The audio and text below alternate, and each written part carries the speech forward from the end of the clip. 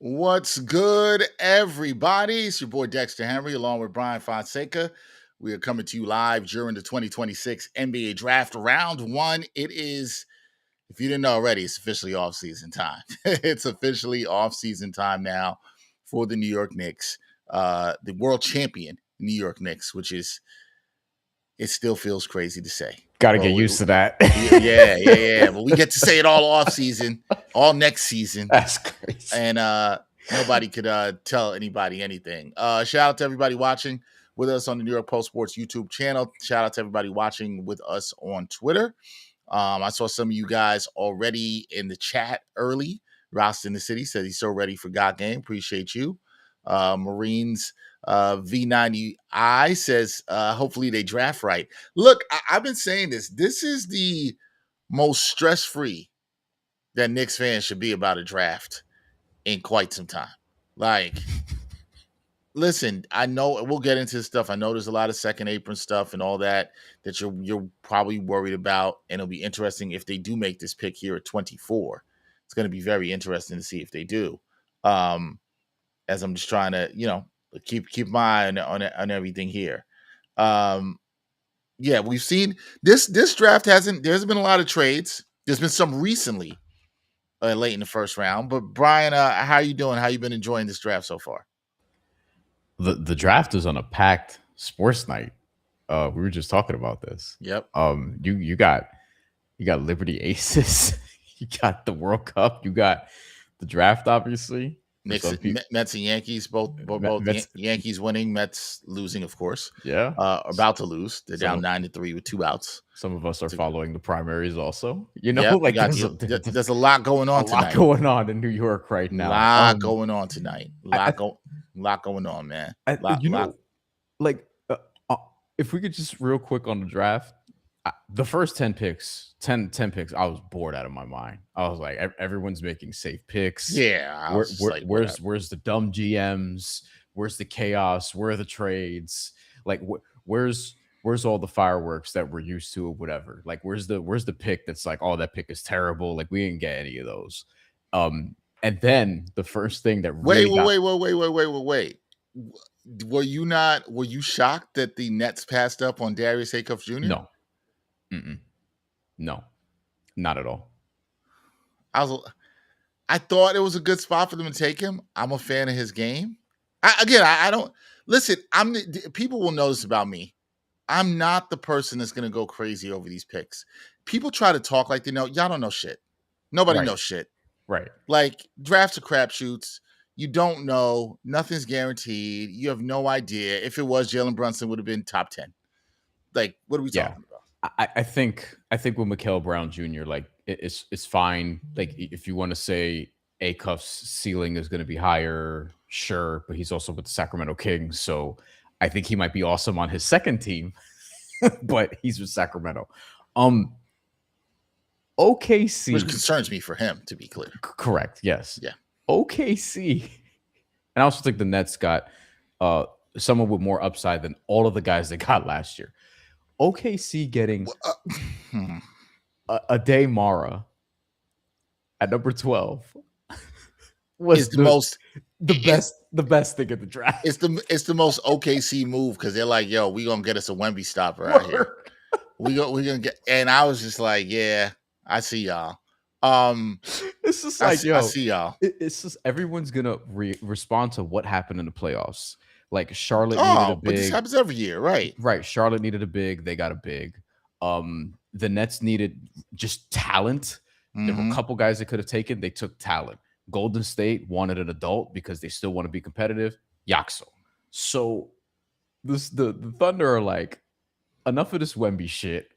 We're getting 7'3" a Day Mara because we like Chet, but like, we need to see. I do feel like that's sort of an indictment on Chet to some degree. A little bit, yeah. So as we're seeing Kareem Lopez go 21. Oh my God. Kareem Lopez 21 is actually somebody I really liked in this draft out of Mexico, playing in the Australian League. Yeah, who has gotten a lot of good marks. playing in the NBL. Yes. A lot of good stuff. And I watched some of his highlights the other day. I thought he could even be an interesting guy for the Knicks. I've seen some people do that. Some people had him late first round. Some people had him early second. Some people had him in this early 20s range too. I've seen variation on Kareem Lopez. Earlier in the draft process, he was a lottery guy. Yep. And fell a little bit, I think, because people are concerned about the offense or lack thereof. But and maybe the athleticism to some extent. He's going to be a pain in the ass, by the way, for Puerto Rico and the America in the future. But I think that Kareem Lopez, though, and he's not going to go to the Pistons because of this trade. I think he's going to end up going to Memphis, reportedly. Memphis, by the way, they were 16, moved back to 17, moved back to 21, and ended up moving or accumulating 5 second-round picks, moving back 5 spots, which is kind of crazy. Like really good 2K style GM work. We'll see if they use those 5 second-round picks for something cool. And as we get a comment here, show him the money. Our guy who's been with us many times. Yeah, shout out to Show Him the Money. He was with us the whole playoff run, all the time. I think this is important. Phylon is still I don't think Phylon's on the board anymore. I'm double checking right here. Let me check. But because the last couple picks as we were getting ready, I could have missed something, but I don't think he was. But he might still be on the board. He's still on the board. He's still on the board. Okay, he's still on the board. He is, like, he has to be the best player available now. Right now, ESPN has him as the best available. He has to be. Him best available. He was being talked about. Senate Jr. is the best fit. Yeah, he was being talked about as a lottery pick. Again, crapshoot. We don't know. Whatever. Like, right. Philly, I could see him actually taking him here. I totally could see that. You know, who do you want? Well, assuming the Knicks keep this pick at 24, who do you want them to take? Or who would you?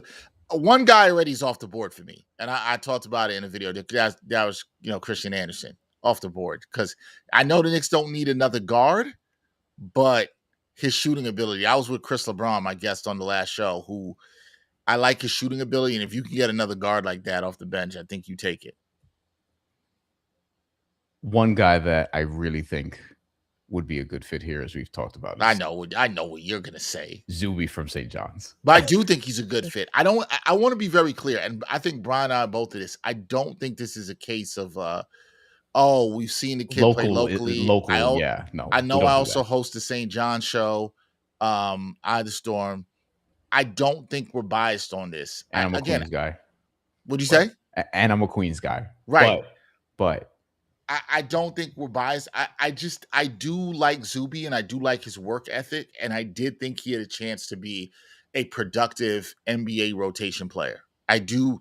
And which is what you hope you can get at 24 in the mid-20s. Now, the Knicks have had some success drafting in the mid-20s, right? Emmanuel Quickley.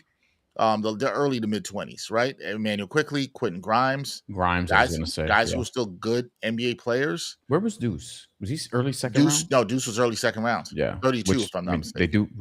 We will see done well early second round, too. Mitchell Robinson, Deuce McBride, 2 rotation players in the championship team.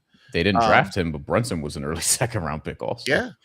Listen, I say this all the time. You can find talent all over the draft. It depends on the best teams, the best scouting, and the best development programs do that.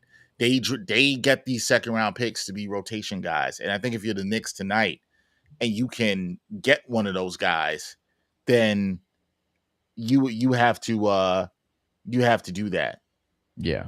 I think that Zuby Ejiofor will be good. Our boy Greg actually just dropped in the comments here. Shout out to Greg. Chris Sinak Jr., who's still on the board also. An option I would not mind for the Knicks. Talked about him a little bit the other day. A lot of people are talking about the fact that he is maybe one of the best fits you could find here. 6'11" guy, 240. He's got, to me, out of some of the bigs you're looking at that the Knicks could get, some of the best offensive upside that you could find. Could shoot the ball a little bit. If you want, I think if you're looking for a guy that's better defensively, you can do better with Zuby, Tyrus Reed Jr. from UConn. I think those guys are really good fits because so much of this really depends on what are the Knicks doing. What do they do? Do they plan to go in the second apron? Are they trying to bring back Mitch? Mitch more than Shamit here. What are they doing? Because that's the key here. That's the key. What Yeah. what are they doing? Like if you're gonna get a Chris Sinak Jr. and you're gonna, or you get a Zuby, or you're getting a Taris Reed, I'm fine with that. But I think if they make this pick at 24, I think that tells me, okay, they're not going to the second apron.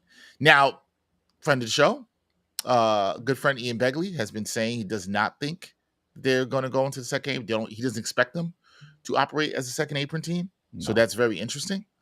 But we shall see.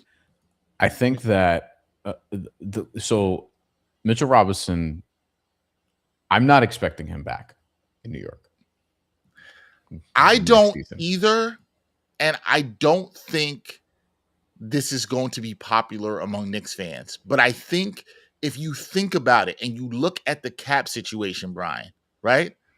And I'm gonna pull up some stuff here, thanks to our super editor Wesley Splain, who did a good job, right? So everybody, you can look at the Knicks' current roster, projected starting lineup, and you see the salary projections, right? And this is assuming that Jose Alvarado picks up his team option, right? This was assuming that. I actually think Jose Alvarado is more likely to decline it. Me too. And I'm not assuming that at all. A 3-year deal with a lower annual average value, but just get the extra year, right? I think that's, I'm not reporting any information on that, to be clear. Ooh. I just think that's the most likely possibility. What you got? Phylon's off the board to Philly as expected.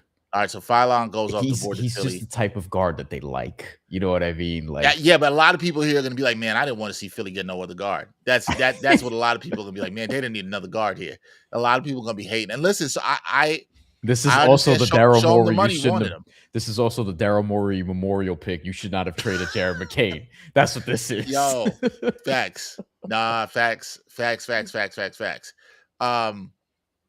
Look, here's the thing. This is what I was going to say, and I'll bring back up the graphic for the people so they can just see, and try to explain as much with the money as we can here. As you can see, the reserves that'll still be on the team, assuming nobody is traded, right? You see Jose Alvarado has that player option. The starters are there. The starters is set. The Knicks starting lineup, barring some shocking trade, is coming back next year. Your big free agents are Mitchell Robinson and Landry Shamet, as you see there. Ariel Hukporti, Jordan Clarkson. The Knicks are not going to have exactly the same team. I think they'll try to run back as much as they can. Mitchell Robinson's going to get a bag somewhere. Somebody's going to is going to offer him something. There's teams that need centers, a rim runner can play some defense like the Lakers. Will they trust him to play all 60 games? And this is where, Brian, I'm going to get into why I'm intrigued into where you think he could be gone. But the big thing I want people to look at is look at the right. The right is the salary projection of $205 million, right? You know, the tax threshold is 201. The first apron, now these are projections here. This is projections for the 2026-2027 season. First apron is at $209 million. So the Knicks, this is before signing any free agents of their own. They are below the first apron. We know they're not going to stay there. It's going to be above it. If they sign Mitchell Robinson and they sign him to, let's say, a $50 million deal, it doesn't even matter. The point is, if you're going to sign Mitchell Robinson and bring back Jose Alvarado and try to bring back Landry Shamet, you're going to be in the second apron. Now, you go in the second apron to re-sign your own free agents. And this is also factoring in Mohamed Diawara's multi-year deal that he signed for somewhere over $10 million. Then we don't know if it's 3 or 4 years, but a really good deal. So this is what you're looking at, right? Here's the thing. This is the harsh truth. It's hard to keep high-level teams. You're going to have to make some tough decisions at some point. Are you going to do it now? Or are you going to do it later? We just saw the Oklahoma City Thunder give away a good player in Wiggins because they're going to get expensive. And OKC is hoping that it can hit. You have to get cheaper talent in there, right, Brian? You have to be able to do that. This is what the Knicks are facing now. Now, look, you'd rather face this with a championship in your pocket, people. Trust me. You'd rather do that. But these decisions were going to happen. These decisions were going to come. You had to make these decisions at some point. So it's a matter of you could re-sign Mitch and Landry and go to second apron, but you're going to be at the same situation next offseason. The decision is coming. It's whether you want to do it this year or you want to do it next year. That's what it really comes down to. Now, Dolan made it sound like he's not necessarily ready to do it this year, right? He made it sound like that. If you don't want to pay Mitch, even though he's the best offensive rebounder in the league, because he only plays half the games, I understand it. Because you're trying to keep this window around Brunson and crew as long as you can. I don't think it's hard. You have to understand this isn't the days of old. This is the apron era we're in now. And so teams have to make very harsh decisions because the penalties, that's the thing, it's the penalties, right? It's not just the money. It's not that Dolan won't want to pay, because I see Show Him the Money here said, I'm shocked Dolan wanted to break up the team. I don't think he wants to break up the team. He just doesn't want to have harsh penalties that restrict the freedom of movement from the team. Right? What'd you say? I said, that's not all he said. But well, no, that too. He said, I'm shocked he accepted penalty invitation. I hope nobody goes except himself. I'll comment on that later. I don't think a lot of the Knicks will be going. It's something or want to go. It's something I'll say. Well, to your point, though, yes, we see this across sports where it's just very hard to teep. Jesus Christ, teep kick. Very hard to keep championship teams together. Very hard to keep contenders together. And now you're accelerating that with this apron process where it's like, yo, next year you have Cat making $57 million. By the way, Cat, who is extension eligible, and is he getting a max? Like, that's another huge factor in this. That's another huge factor. Even if he took less, it's still going to be a lot. Let's say he went down to taking 48, 45 million. You're still going to be in the same spot because the starting lineup is so expensive. Right. So now you have to, and you got to remember, you're going to have to be filling your roster and try. And what do you want? You're going to feel like you're going to have like 4 spots to fill with rookie guys, right? On rookie contract. It's not as easy. So this is the thing. It's like, so Cat is going to make $4 million more next year. He's going from 53 to 57. OG is making $3 million more next year. He's going from 39.5 to 42.5. Jalen Brunson is going from just under 35 to slightly under 38. So a little less than $3 million in increase, but it's still an increase. Mikal's extension is kicking in, so he's jumping from just under 25 million to almost 33.5 million. So approximately 8.5 million more for Mikal Bridges. Like, what's the increase we're already talking about? We're well into double figures at that point. Not to mention Josh Hart, who's another 1.5 increase because he's going from 19.5 to about 21 million, a shade under that, 20.9 million. And if you just throw in Alvarado's option, Deuce, Pacome Dadier, and Tyler Kolek, that's a $205 million team, which is almost as expensive as you just were this year with Mitchell Robinson's 12.5, with Jose, as just mentioned, with Deuce McBride actually descending from 4.3 to 3.9 next year. And that's factoring in like some of the minimum guys you have. So like, it's going to be hard to keep a lot of your bench. And that's sort of one of the things we talked about after this, where it's like, when you run this team back, I expect the starting 5 to be untouched. But from there, if you're already at 205 million now, and if you take off Jose Alvarado's option, you're still above 200 million. Right. Then it's like, it's very difficult to keep Mitchell Robinson then. And then on top of that, because you have to fill out the rest of the bench. So it's a little bit more, if you're looking at this from a front office standpoint, more cost effective if you just draft his replacement and hope that it goes well. Like, I'm not, and Zuby actually just went to the Atlanta Hawks right now. Damn, there we go. Another one off the board. Damn. That is a good pick for Atlanta. Whew. Atlanta, who's done some good things that I like in this draft. And the Aaron Wiggins acquisition. By the way, OKC also might decline the option of Kenrich Williams, who's a good player. And we don't know if they're going to keep Isaiah Joe. And they have a $28-ish million question with the team option of Isaiah Hartenstein. Like, all these teams are going to have to do this. We just saw Miami make the Giannis trade. They're going to have to figure out some financial things on their end and how to piece a team together around them. Though they have some avenues to do it. We're going to see this with all these different teams. So don't be surprised if the Knicks bench is pretty cheap next year, is what I'll say. But what you need is you want to be cheap. You want to have the bench cheaper. Look, you still have Deuce on a great deal. I know we did not have a good final, so we'll have him on a great deal.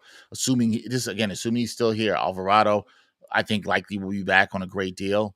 Diawara, who to me, and you and I texted I about this forgot, I didn't yesterday. even mention him Diawara was because to me, and I it's said not this. official yet. I said this. It's not official yet, but Yeah, I said this on the last episode of New York Got Game, and I said it with Chris LeBron. I said Diawara to me had to be the priority. I almost said agree. it was a must. You had to bring him back off of Yes, anybody that was a free agent on the bench. You had to bring him back, right? Like I thought you had to absolutely positively bring him back because you hit on a guy with the 51st pick. Now, if Diawara is getting more minutes as a rotation guy and that happens, you're even happier. I know we're keeping our eyes with the Knicks are expected to take. Who would I like to see don't them spoil take? it in the chat if you're following along with some of the people who are spoiling picks online. Shout out I'm to our going. boy Mike Scotto, but I'm not fucking with him tonight. That's I've still been following. I've been following online because I don't have it here. I could pull up in front of me. Who do you want? Who do you want him to take now? Zuby's off the board, so who do you want? Koa Pete's only 6'8", but he's interesting. Chris Sanak is interesting because his pedigree, I mean, and he was somebody who was projected higher, and also earlier in the draft process was regarded as higher than a top 20 guy, Right. like considerably at one point. You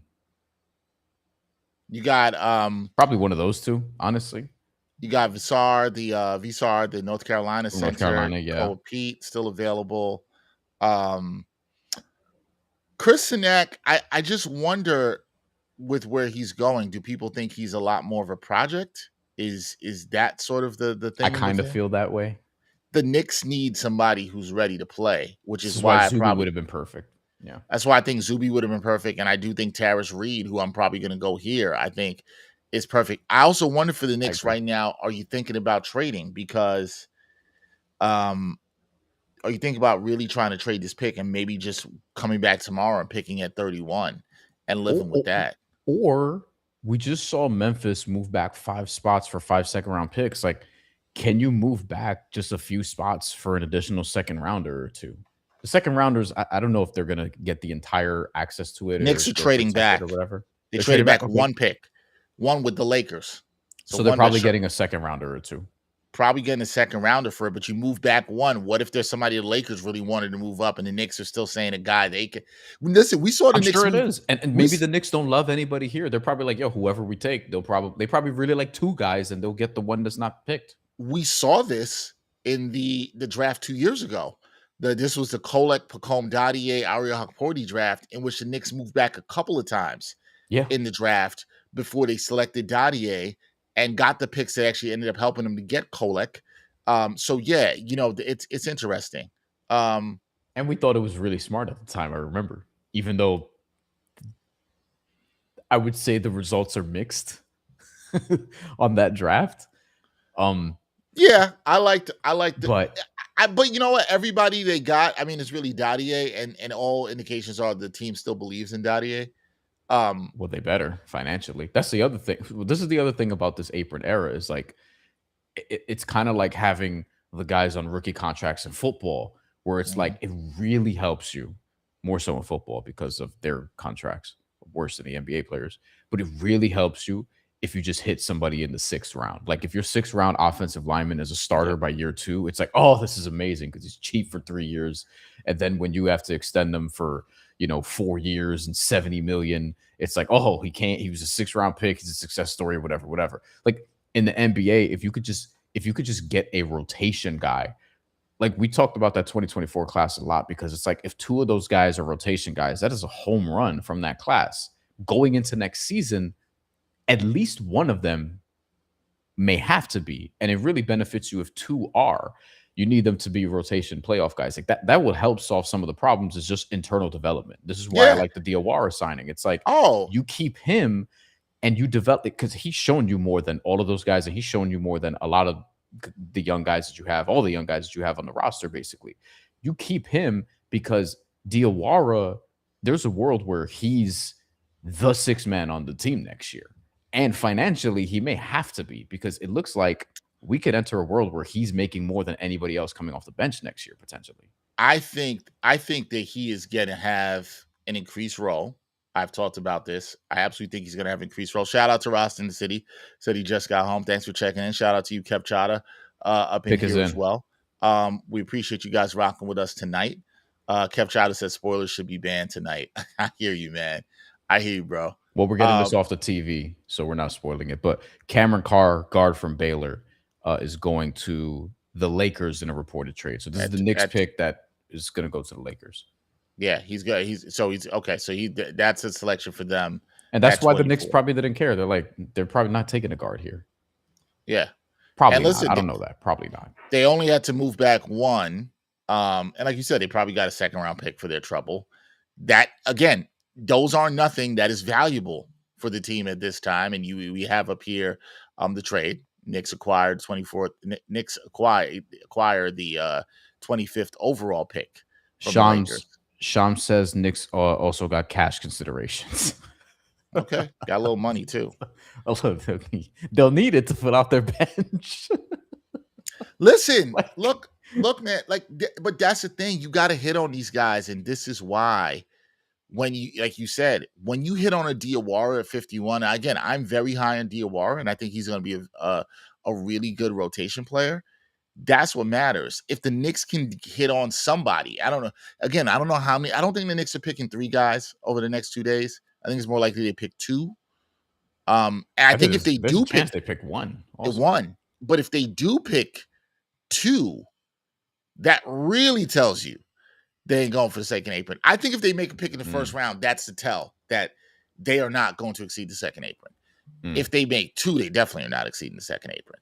Well, and also if they keep trading back, because the first round structure is different from the second round structure. Now, that's a good point by you here. What if the Knicks, I'm trying to keep my eye on this, what if the Knicks trade back into this to get another second round pick? Let's say it's 38. I'm just throwing a number out there. I don't even know I'm not even off the top of my head know it's 38. Sure. Let's say they do that, because now that gives you 2 guys you might like. They're good value that have different structures. You don't have to pay them as much guaranteed money. That helps with your flexibility. Maybe that allows you to be able to bring back a Landry Shamet. Probably not a Mitchell Robinson. Landry Shamet could still be on the board as a veteran you could bring back. It's not crazy. Yeah. 38, by the way, is the Bulls. And they've already made a couple picks, so not a bad call. It could be somebody like that. That was just a number I threw out. That's like at the higher end of the second round. And yeah, okay, like 31 is a really valuable pick in a draft or at a time where the second round structure is different from the first round structure. The first round, like, there are salary slots, they're guaranteed. The second round, you have a little bit more wiggle room to kind of negotiate. And if you're picked at a certain point in the second round, like later on, a lot of those guys just get 2-way contracts, for people who don't know that. And I actually wanted to bring that up because the Knicks are picking at 55, and at 55, that's a 2-way player. So that's why I kind of think we'll see 2. Maybe, to your point, like one of your 2-way guys could just be that 55th pick. And then, like, I wonder if they flip this again. Like, I kind of would flirt with the idea of just trading this for a future first. I wonder if you could get somebody who really wants to get up in it and give you a future first. Maybe it's next year. Maybe it's 2 years from now. Because you have 31. And you're going to get a first round quality guy. And you have a whole day to think about. Yeah, I always thought that was the play. I thought it was more likely the Knicks trade this pick away. We'll see. I just want to listen, get a guy who can help, right? Like, get a guy that can help you. That is, to me, what you really want here. Just get a guy. I mean, if he's even half of what Diawara is, right? Ross in the city says Leon's going to select that player that nobody knows. Watch magic happen this draft. Look, man, I understand why you have confidence. Leon's been cooking. Leon hit with Diawara last year, when most of us thought Diawara 51st overall pick. We all thought he was a drafting stash. Anybody who tells you they know, they don't know. I talked to a scout last year, an international scout last year after he was picked. And Brian, I told you this, right? Somebody who scouted the award was like, hey, man, he's got good tools, raw offensively, but the shooting's got to come. This man shot 36% from three this year. Some Okay, off the dribble, some contested. yo, man. And the Knicks love him. The Knicks love him right now. So look, they knew it was a priority to get him, under contract for the next couple of years and have him at a cheap deal.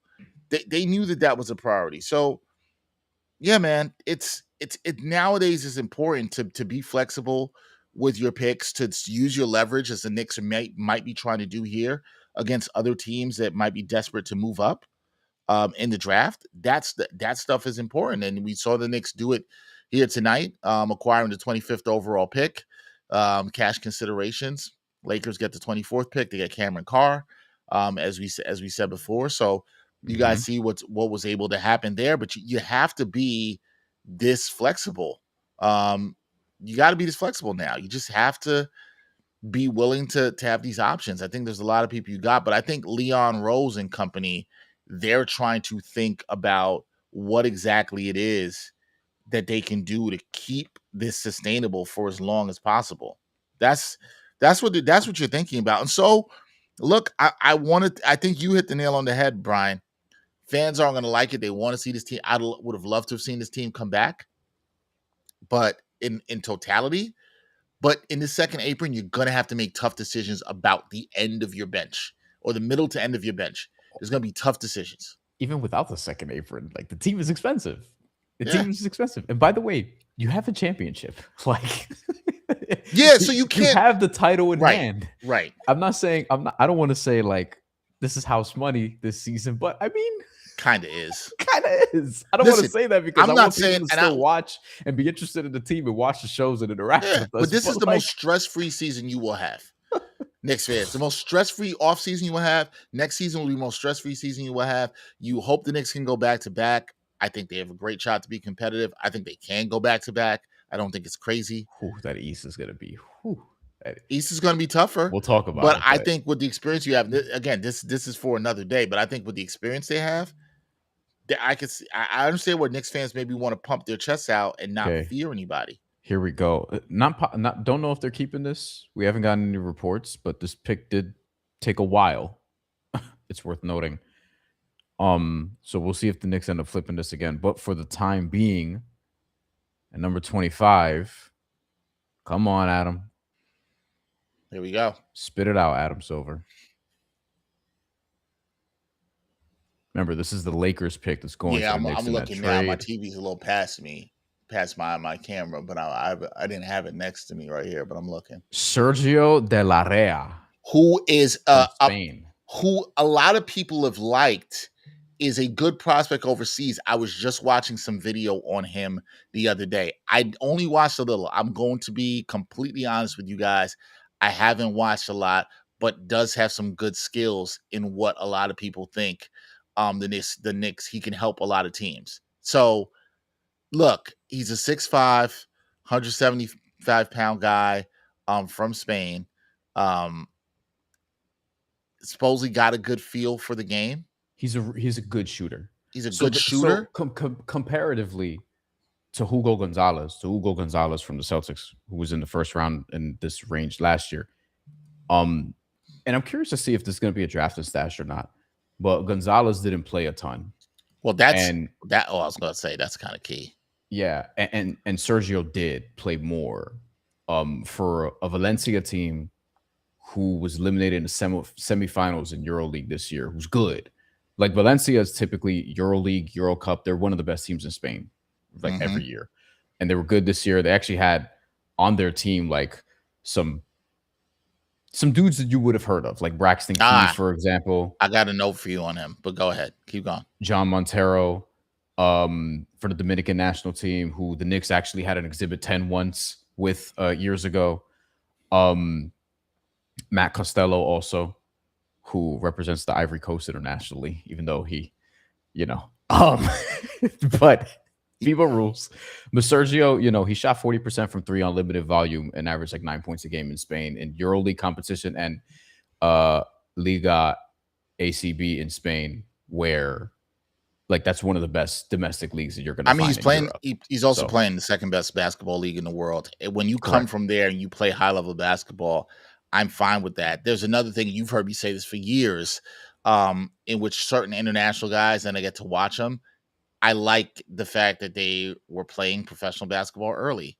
Now, here's the thing: he is, and this was according to Jeremy Wu of ESPN. Hmm. He is very open to remaining in Spain next season with the right situation. So he is a stash option that would definitely provide cap and roster relief for a first round team. Which is So the probably Knicks why this is very probably telling, why the Knicks actually. took him, because the Knicks now the Knicks can still make their picks at 31 and 55 without having to move anything, And keep because them. you just can stash Sergio De La Rey, who I want to say, when I looked at stuff and I was reading a lot of things and watching his stuff, he was one of the higher ranked international prospects in this draft. So the Knicks Yes, got 100%. themselves one of the best international players. I don't say that he's going to be a good player, but a prospect in this draft. So, I know a lot of people. I get it. Brian is a big international guy. Some people don't watch international basketball. They're gonna say, "I don't know who this guy is," and I tell people all the time, it don't matter if you know who they are. You didn't know who No, Mo Diawara was. yeah, y'all didn't know who Mo Diawara was. So I'm only saying it's not because anybody in the chat said it. A friend texted me. He always says every year, "I don't know who this guy is." I'm like, okay, doesn't matter if you know who the person is. What do you care? Listen, I like somebody that can shoot around 40%. I understand this was in with Valencia in the Euro League, but like the Knicks also need shooting. This is a guy who's 6'5" with a 6'9" wingspan, can handle the ball. But Go ahead. can I tell you why he might stay in Spain for a little bit longer? 175 pounds. Pounds. I saw that. But see, here's my thing. Here's my thing with that when people do that. I don't worry about that as much. There's training programs, people can put on weight. Oh, for sure. But also But he's 20.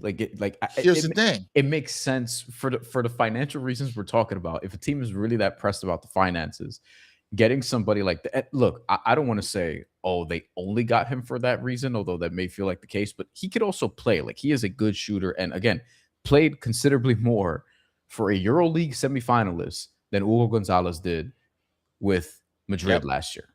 So Yep. like if you're just doing it that way, he'll eventually like Sergio will eventually be on the Spanish national team at some point in his career later on, probably with a Daimara and Gonzalez, as a matter of fact. Like he's good, he can shoot, but at the So same time, he might not come over. Jake Fisher is saying that the Knicks themselves, Jake Fisher, is reporting this, that the Knicks themselves don't expect De La Rey to come to the NBA this season. So there you go. There you go.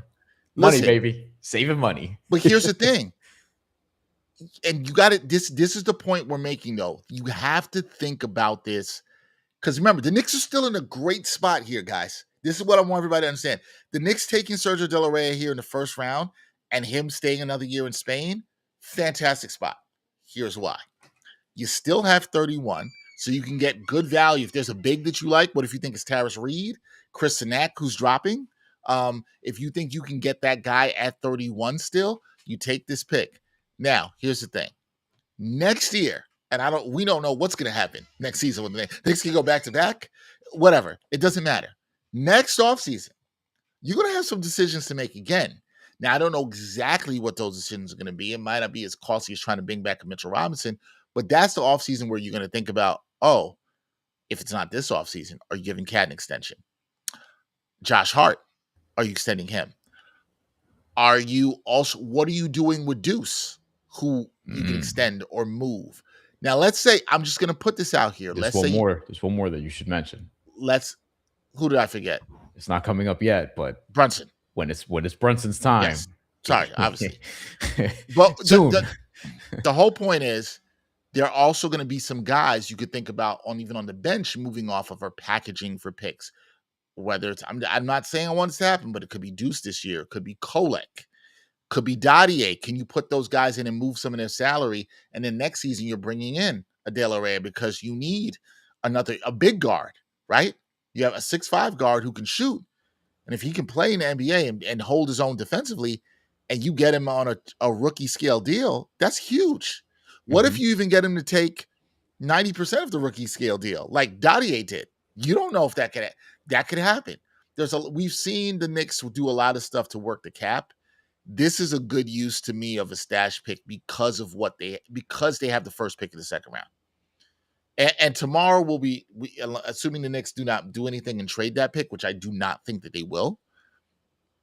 But this move again tells me operating as a team that does not want to go over the second apron this offseason. Correct. That's what this move tells me. Yes. Right? Yes. And I understand it's heartbreaking for some, but what I'm saying is that's pretty much means bye-bye Mitchell Robinson. Yeah. And I would expect the Knicks to draft a big with the first pick tomorrow in the second round.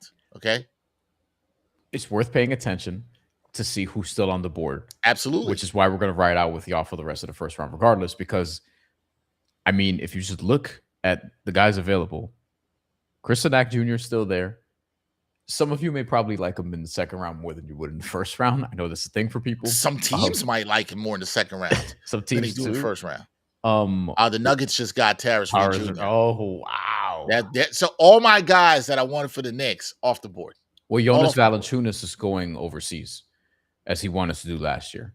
They still have you know who they took a couple years ago? I forgot. He tore his Achilles. Daron Holmes. This is true. I don't know how they feel about it. That tells me speaking I of don't know how to feel about him defensively. Speaking of teams trying to save money, Denver Nuggets. Even though they have Nikola Jokic, but they also have a title. And sometimes when the owner gets a title, they're like, you know what? I'm good. I don't want to pay. I don't want to pay it anymore.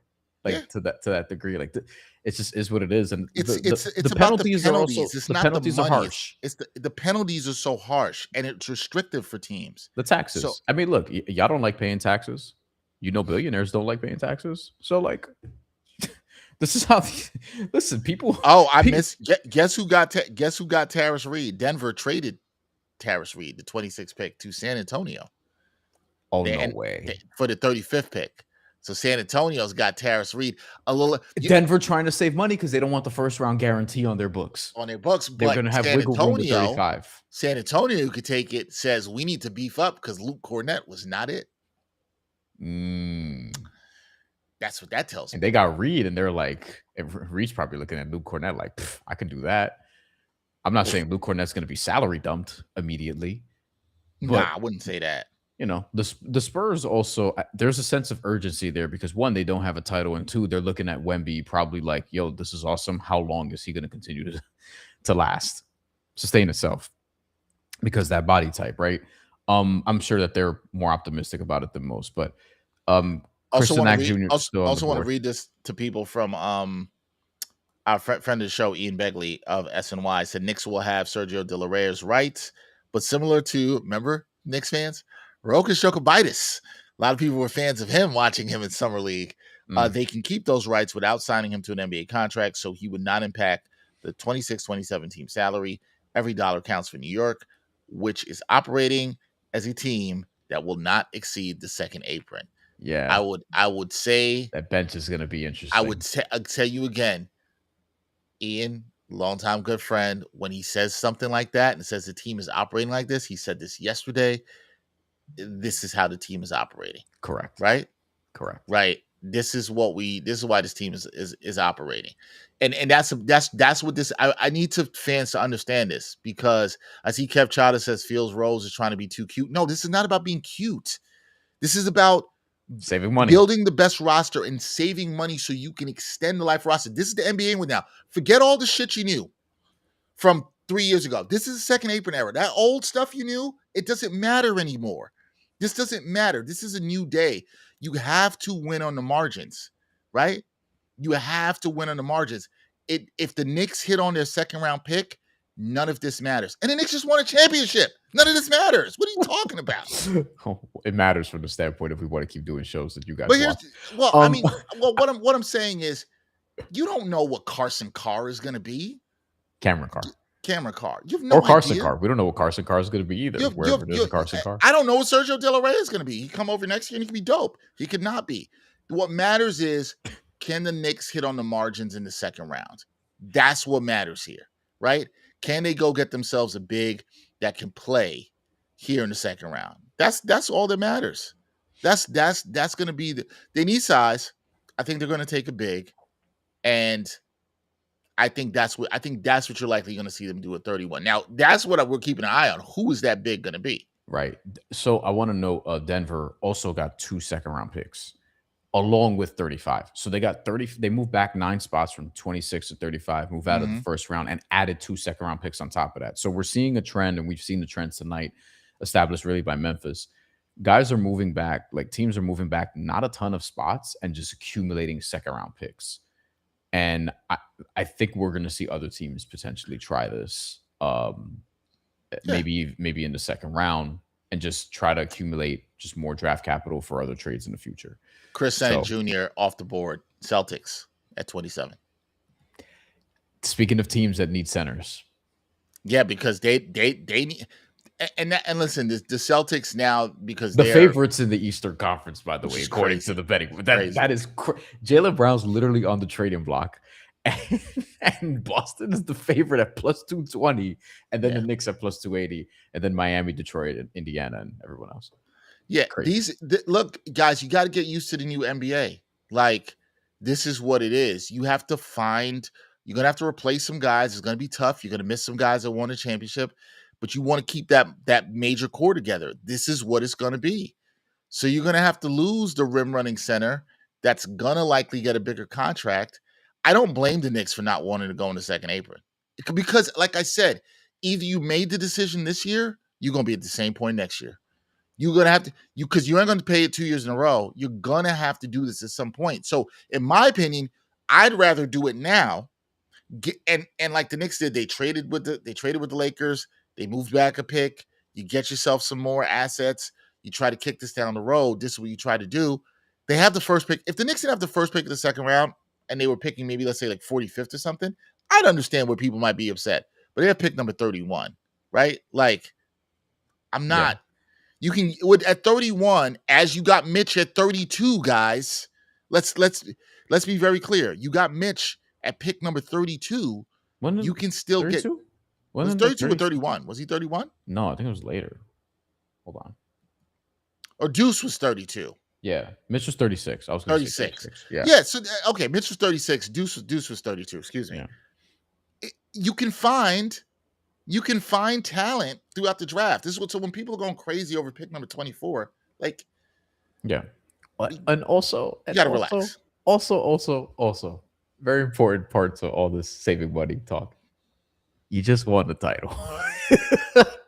Like, Yeah. if you didn't, if they didn't and people were pissed about that, I would completely. I get where they're coming from. I get it. Now, one thing I'll say to you, Dex, is like, I might want to deal with the penalties this year as opposed to next year, given that.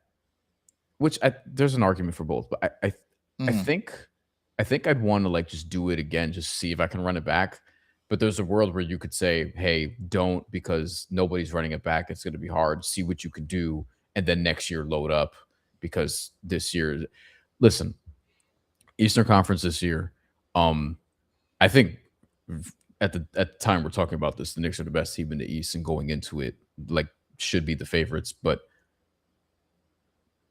other teams are going to be good next year, like a lot of them, it looks like, apparently. So, Look, I can't. I just know how these NBA teams run.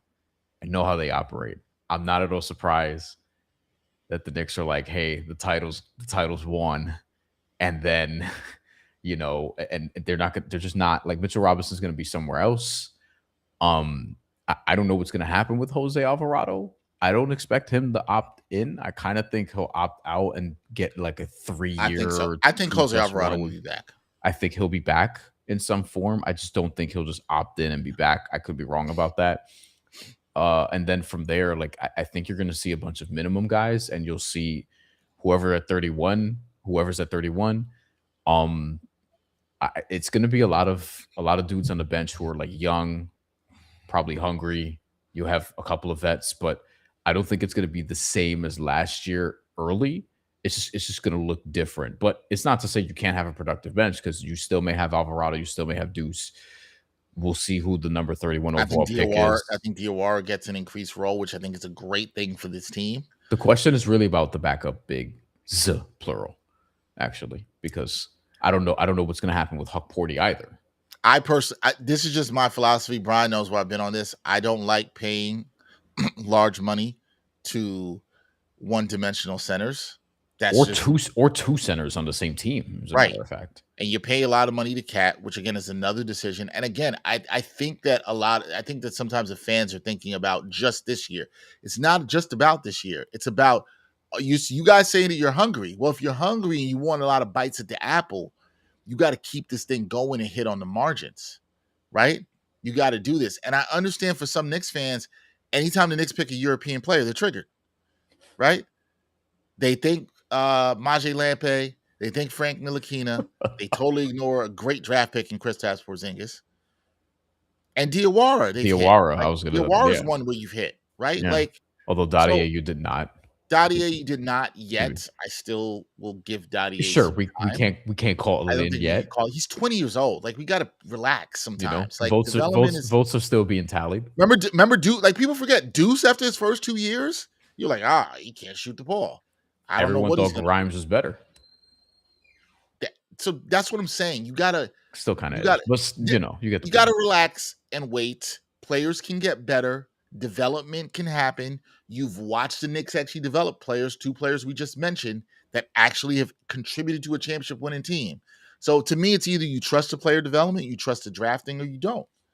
Right? Like the front office. I feel like the front office. The front office has made good moves. I don't see any reason for anyone to question Leon Rose's drafting or any of his moves. Like I just don't. What do you have to question it on? At 28 now, I want Minnesota. This pick is going to Brooklyn. I think. Yes, it is. As part of the Julius Randle trade. Okay. By the way, Julius Randle back in New York. Can you say anything about that? The Julius Randle being back in New York with the Brooklyn Nets right after the Knicks won a title, off the back of a trade that they made that he was involved in. I feel for him. I do too. That sucks. Like, I know some people are gonna be like, man, it don't matter. He makes millions and all this stuff. But no, I feel for him because, I think Julius has went through enough in his career. He has been a part of bringing the Knicks back. Yes. I know he was a polarizing player for a lot of people, but, I don't think he wants to play. I'm trying to be respectful to the Nets here. He doesn't want to play for a team that should be better than they were last year, but could compete for that last play-in spot. I don't think that's crazy if they keep him and Michael Porter Jr. I looked for their betting market. It's not available yet. But but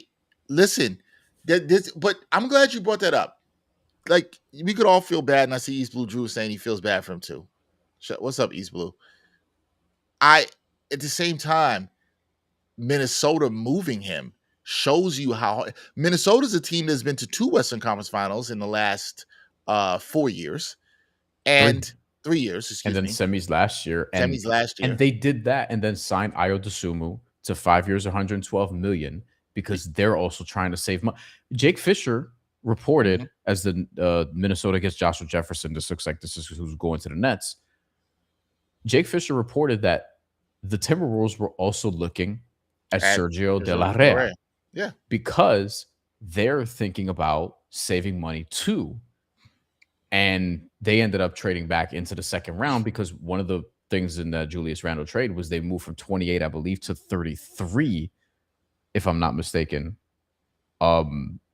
They did, and they also opened themselves up with a lot of cap space that helps them. That helped them now. But these are the decisions that teams have to make now, and that's coming from a team that hasn't even been to a finals, but have been to 2 Western Conference Finals in the last 3 years, and they had to make a tough decision. Why? Because Julius Randle was making a lot of money. They're paying. It's not a lot of money to this guy, but they're paying Dante DiVincenzo, who's probably not going to play most of next year because of the torn Achilles. So look, man, and they don't have a great ownership situation too. They have owners that said they want to put more money into the team, but this again, this is a But Alex salary cap. Rodriguez rather just tan the shit out of himself and sit courtside all the But time. this is a salary cap sport. This is not baseball. There are restrictions. You have to play within the cap. There are limitations to what you can do. Nothing in salary cap sports, nothing lasts forever. That's what I feel like people have to understand. When you're playing a salary cap sport, these windows are small. And now with these second aprons, the windows are even smaller. So while we love the 2025, 2026 Knicks, and they will go down forever in New York history, I kind of knew no matter what happened this year that this team was probably not going to look, at the end of the bench at least, the same. Knew that. And it sucks, guys, but this is the new reality of where we are and what we're in. Like this pick that the Knicks made, I'm fine with it.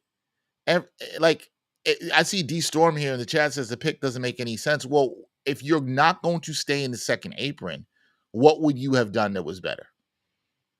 Right? Like it's easy for everybody to say, "Oh, I stay in the second apron. I pay that." You're gonna have to make this decision at some point. And I think what you want is more bites with more flexibility to get out of the situation than be in the situation and be screwed. And then That's yeah. the game you're playing. You want the flexibility and more options to get out of the situation.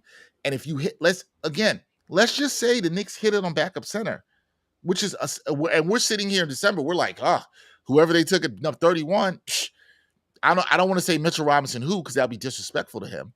But what I'm saying is you're looking at him and being like, that's a solid backup to Cat. We're just humming right along. Well, you won in a major way. And if Diawara is playing well as a good rotational player, you've won in a major, major, major way. This is what you have to do, right? Like, and I think there's more that needs to be done in people understanding the second apron is in the penalties behind it and how they're so punitive. Because I do think there's a lot that people can do to understand it. And just like this is not, I don't want to hear people be mad. I don't want to hear same old Knicks. Clearly, it's not. It depends on why they're mad. You can always be mad. No, but it depends on why. You just want a title. What the fuck are we talking about? No. I know that. But I think if you're coming from the standpoint of like, hey, billionaires should spend money, I'll hear you out. But I just know that they're not going to do that all the time. I just know that. I just know that. Like this is part of the business. Like I understand the principle of like, hey, you have the money, go spend it. Like as a sports fan, I understand why you would make that argument. You just know how these guys are not. They're just not going to do that. You just know that. Yeah, you don't become a billionaire by being charitable. You don't own a sports team by generally being charitable. You do I guess that's what I'm saying. I'm not expecting that. Like, how do you? Right, I'm not expecting it. If you don't understand, I'm willing to hear the argument, but like, I just listen, man. You know who you're dealing with here. You're in a capitalistic society, correct? With a salary cap, and as our guy Ross in the City says here, business is going to be business, man. Like. It is what it is in that. This isn't, and you and I are fans. We talk about this all the time. This is not European soccer, okay? Where there's no salary cap, essentially. Right, no salary cap, and there are penalties for when you are ass and you get relegated. Which is funny, right? People want all the things, and they want owners to break this, and they just won. And I'm not making excuses for Dame Jones. Trust me, I'm not. But when you are sitting here and you don't understand the second apron, you just like go pay it anyway. You don't understand what it will restrict the team and team building. Nah. And I'm not saying this to everybody in here, but like you got to understand the business of the game. This is a salary cap sport. And again, I say this with love to everybody. In salary cap sports, nothing lasts forever. There's always going to be a day you have to make a decision and you're going to have to move on. It's going to be tough. And you're going to lose some players that you like. That's the game. The game is the game. If you don't understand the game, you're just like, oh, Dolan should spend the money. You have no idea what the hell you're talking about. I am a little bit surprised that we're having this conversation fresh off of the title. The parade was less than a week ago. But I get it. I get it. I listen. You listen to the show. I don't really think highly of really any of the NBA owners or like any of these for dudes, good reason. like any of these, yeah, for good reasons that we can get into. Again, today was primary day, but at the same time, I just know how this business operates. And Minnesota's trying to save money. Denver's trying to save money. The Knicks are trying to save money. These are all teams that are in the mix for a championship right now. OKC is trying to save money, and they're a team that has like endless draft capital that they've accumulated, so it's a little bit easier for them to do. But everyone's just gonna face this at some point. So like this is how these teams are gonna operate. It's not even exclusive to the second apron because it's just salary cap sports, as you mentioned. Like we've seen even with the Bulls ownership when they were in the midst of a dynasty where the owner was like, you know what? Michael Jordan, Scottie Pippen, Phil Jackson, like, do we really need to bring them back again and get a sixth title? And it's like, yes, you idiot. Like, yes, absolutely, you should try to get a sixth title. But at the same time, these dudes at some point are going to want to try to rebuild, try to start from scratch, try to save money. Like this is just the nature of the business and what you're dealing with. So if the Knicks are telling you and all the reporters around the team, and we're telling you, and Ian Bagley's telling you, and everybody's telling you, and James Dolan himself is telling you, they're not going to second apron, they're going to save money. It is what it is. Like, Here's the thing, I'm not saying this should be how it is, to be right? clear, because if you watch the show, you know where I'm at with shit. But it's not. But like this is just the reality that we're dealing with right now. The problem for me with some of the fans here is they're getting mad at Dolan, acting like somehow this is exclusive to the Knicks when that's just absolutely not true.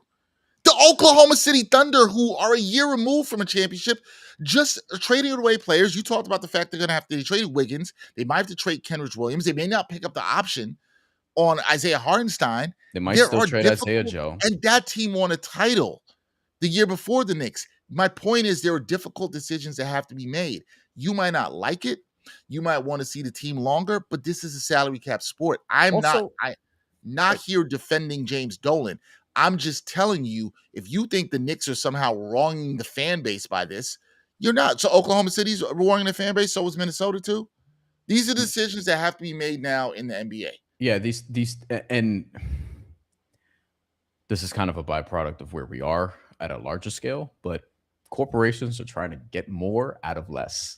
So yes, that's not exclusive to just where we work point. In terms of just working class people. This is also a sports thing where you're seeing fewer and fewer veterans because teams want to take swings on guys who are 19, 20, 21, 22 years old, undrafted guys, two ways, and all these different things. They're trying to be, how they would say in the corporate world, cost effective. Like it just is what it is. Those teams generally are poorly run. And to your point, though, this is not exclusive to the Knicks. Like everyone's doing it. Everyone, like, we just saw with the Oklahoma City Thunder, even last year, they had Isaiah Hartenstein on a big number.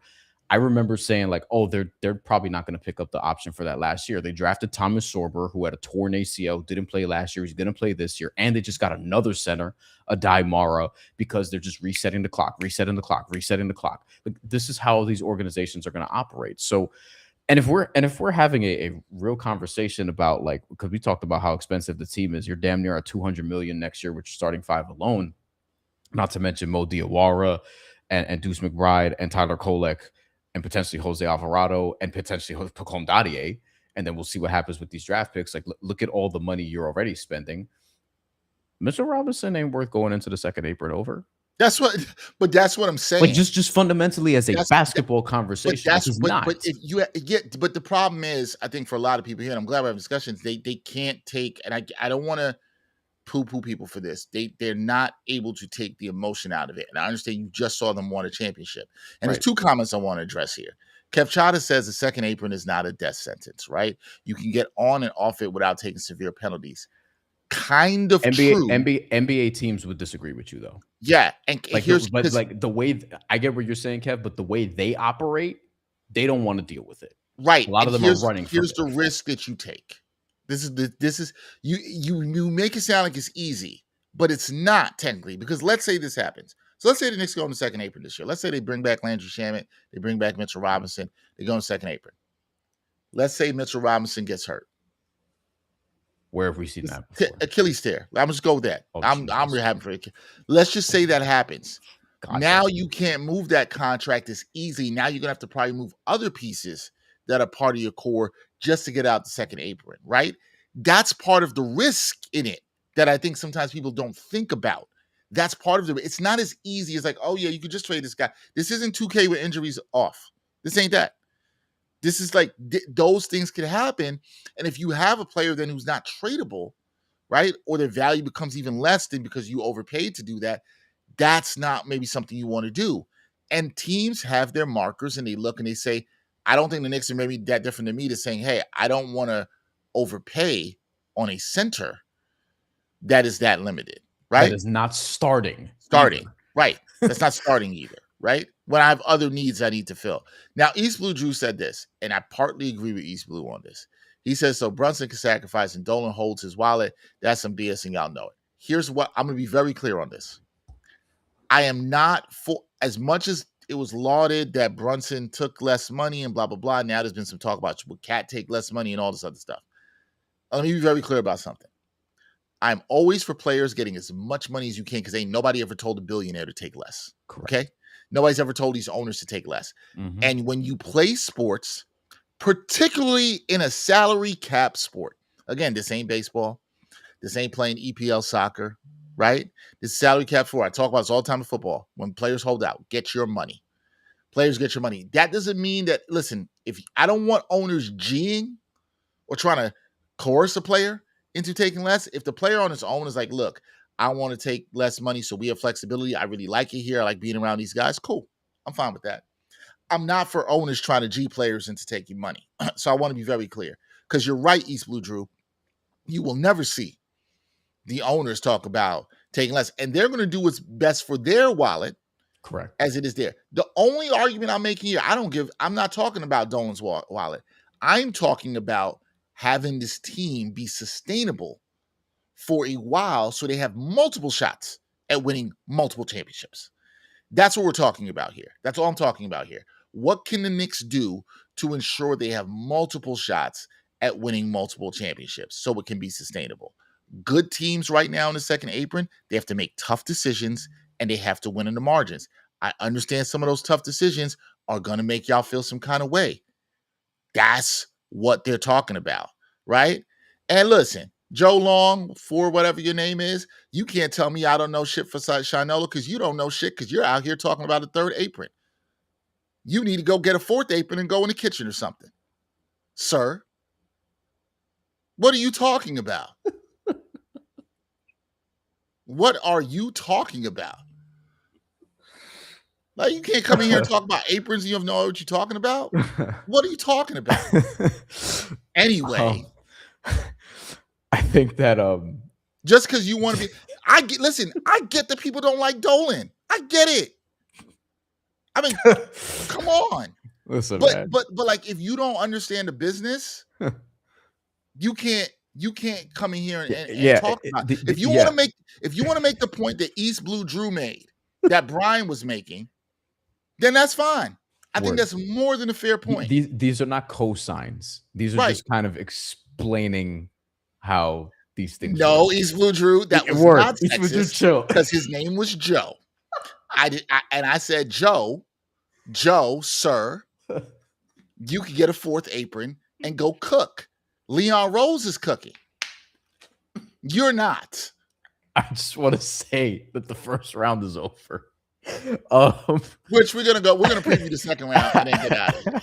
But ultimately I see the fundamental. He said 25 aprons. I see the fundamental, like, yes, like I agree, billionaires should spend more money on sports teams and things of that nature, and ultimately spend more money on good causes, as opposed to some of the things that we see. I also don't think there should be max salaries, but that's a whole nother thing. Correct. And we can talk about whether or not there should be a salary cap. You would talk about whether or not there should be a draft, like all of these different things. However, we're just trying to just sort of outline how these people are thinking. And another team is trying to save money and avoid, like, the repeater tax, for example, the Boston Celtics. Like, a lot of teams are going to be doing this. Like, some teams are in a different point. Like, Detroit hasn't really gotten to that financial pressure point yet. Miami just got Giannis. They're going to try to spend as much as possible I don't know to what degree. I don't know if they'll try to get into the second apron yet, but like everyone's at a different point. But for like the Knicks, the Celtics, the Thunder, Minnesota, like they're trying to play a crafty game here. So ultimately, we'll see. But Alex Caravan was 29 overall from UConn, went to Cleveland, and it appears that Koa Pete's going to Dallas. Was the there you go. 30th pick. So those are two guys that actually we would have been talking about. Um, Who do you want now at 31? That is so. Knicks will have the first pick tomorrow. We'll be back with you guys tomorrow to react to that. hold on. Who do you want here? I'll answer this one question here. Philip Skibona says, "Is McBride a free agent or is under contract?" Deuce McBride is under contract. He has One another more year year. left on his contract. 1 year. One more year. He is So he could extend them. We'll see. Sergio is no longer a Knick, by the way. He was traded to the Dallas Mavericks for Koa Pete and 2 second-round picks, according to Wow. Shams 1 minute ago. Wow. So Sergio de la Rea traded. All right, so all of y'all that was mad at Sergio can't be mad at Sergio. To the Dallas Mavericks for number 30 overall and 2 second-round picks. And then the Knicks traded Pete to the Phoenix Suns for 3 second-rounders and cash. So the Knicks moved out of the first round and picked up cash and 3 second-rounders. So Memphis moved back 5 spots and picked up 5 second-rounders. Do we know where those second-rounders are yet? Then it doesn't say yet. Because, okay. Shams Charania, he does not give you all the details on the first tweet ever. But you have 3 second-round picks.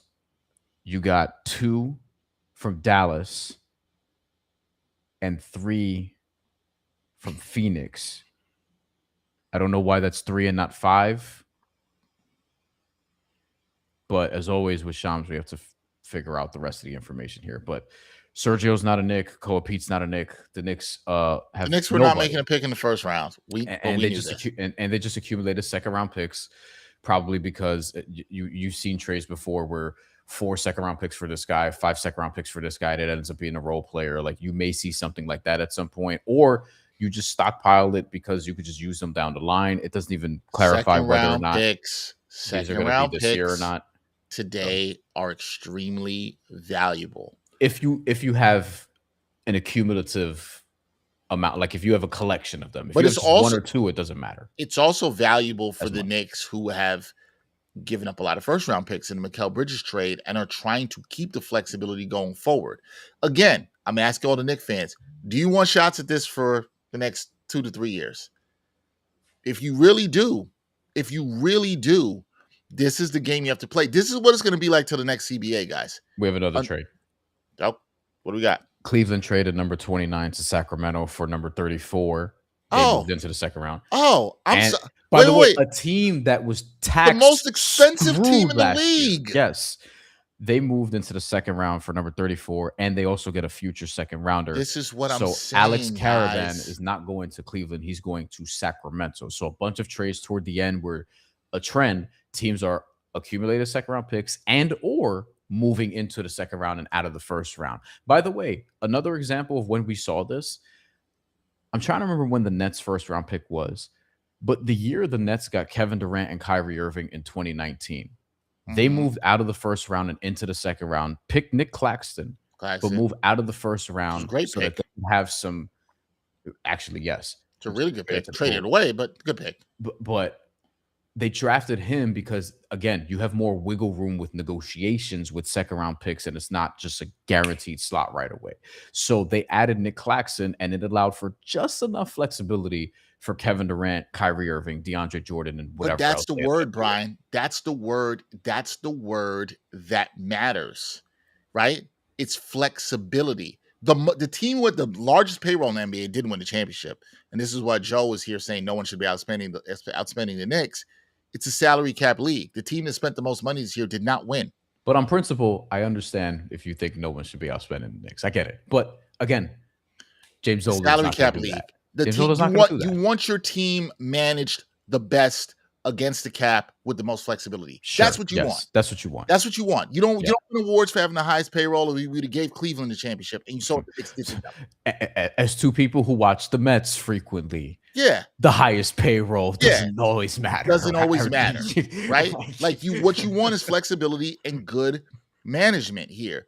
That's what you want. You just saw the Cavs with the biggest payroll say, "Nope, we're getting rid of our first round pick too, and to get back into the second round."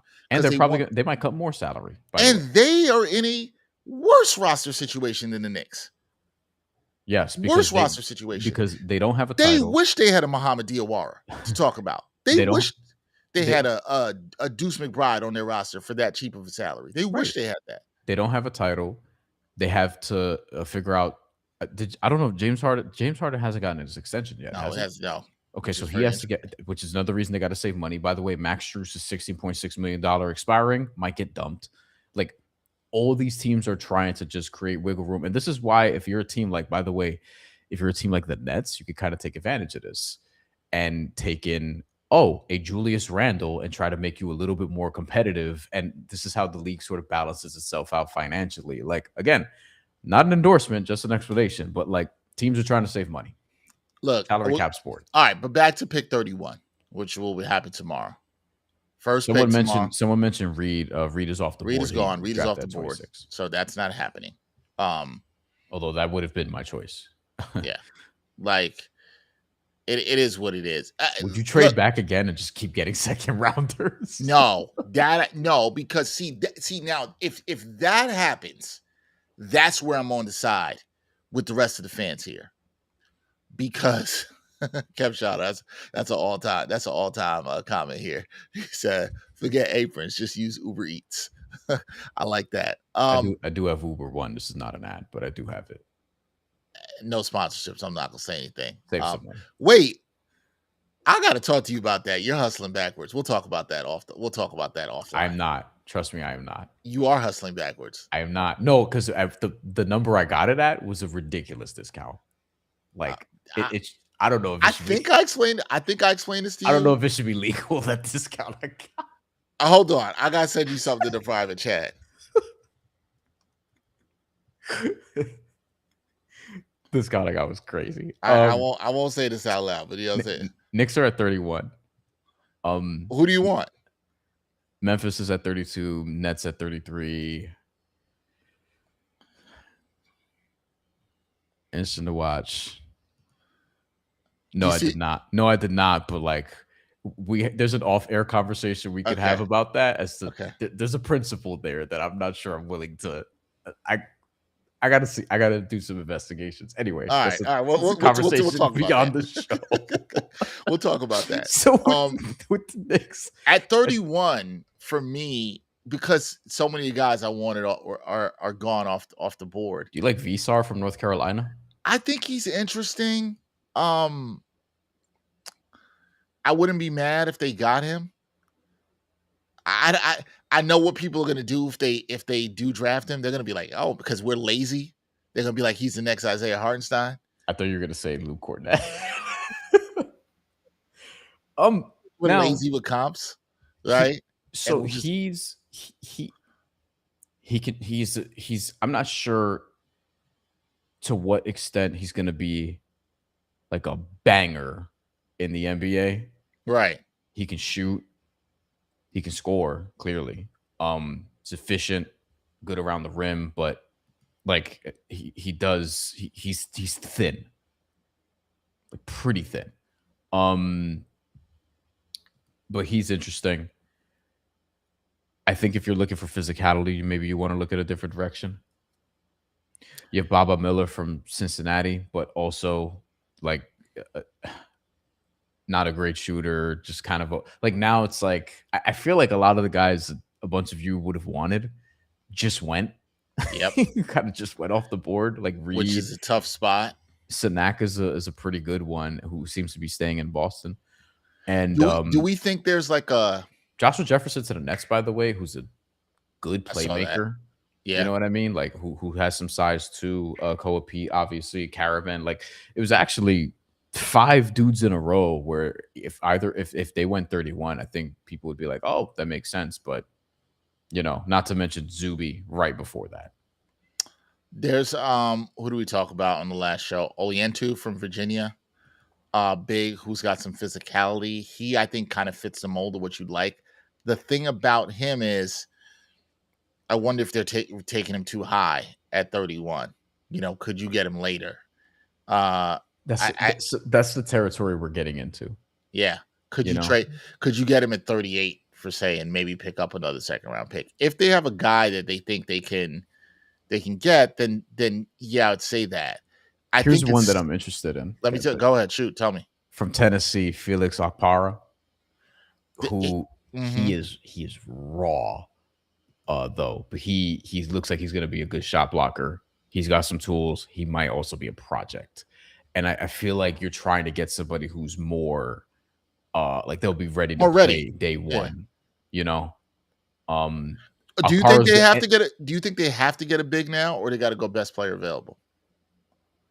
Second round, you should almost always go best player available in the So NBA. some people are going to be like, and this is a guy the Knicks brought in to work out. What about I'd be Isaiah hesitant Evans? to get a guard, admittedly, though, but Isaiah Evans? I mean, he might be the best player available. ESPN does have him as the best player available. It probably is. He has a pedigree too. Malik Thomas is another one who's interesting. Like Yep. the guards are kind of just better now. If you're just The looking at the Knicks, draft the board Knicks than the apparently bigs. worked him out and liked him. Evans, that is. How do you feel about Dylan Mitchell from St. John's? Not at 31. No. The pickings are getting slim where we're at. The problem with Dylan Mitchell is, he can't shoot. That's the problem. Dylan Mitchell, like if he could even shoot reasonably as good as Josh Hart can, right? And Knicks fans might feel like Josh Hart's an adventure. He will have a nice little career in the NBA.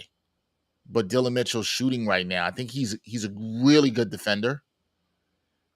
He will give you hustle stats. I like to play at St. John's. I think he gets drafted here, but he seems like a pick that you take at 51. He seems like 51. You would take him and maybe have him on a two-way, or he gets a training camp invite. If you think you can get a big later, because I'm just looking at the positions and all these different things. And speaking of clocks and things you got to get ready for, Jose Alvarado, let's say he stays, or let's say Jose Alvarado actually opts in.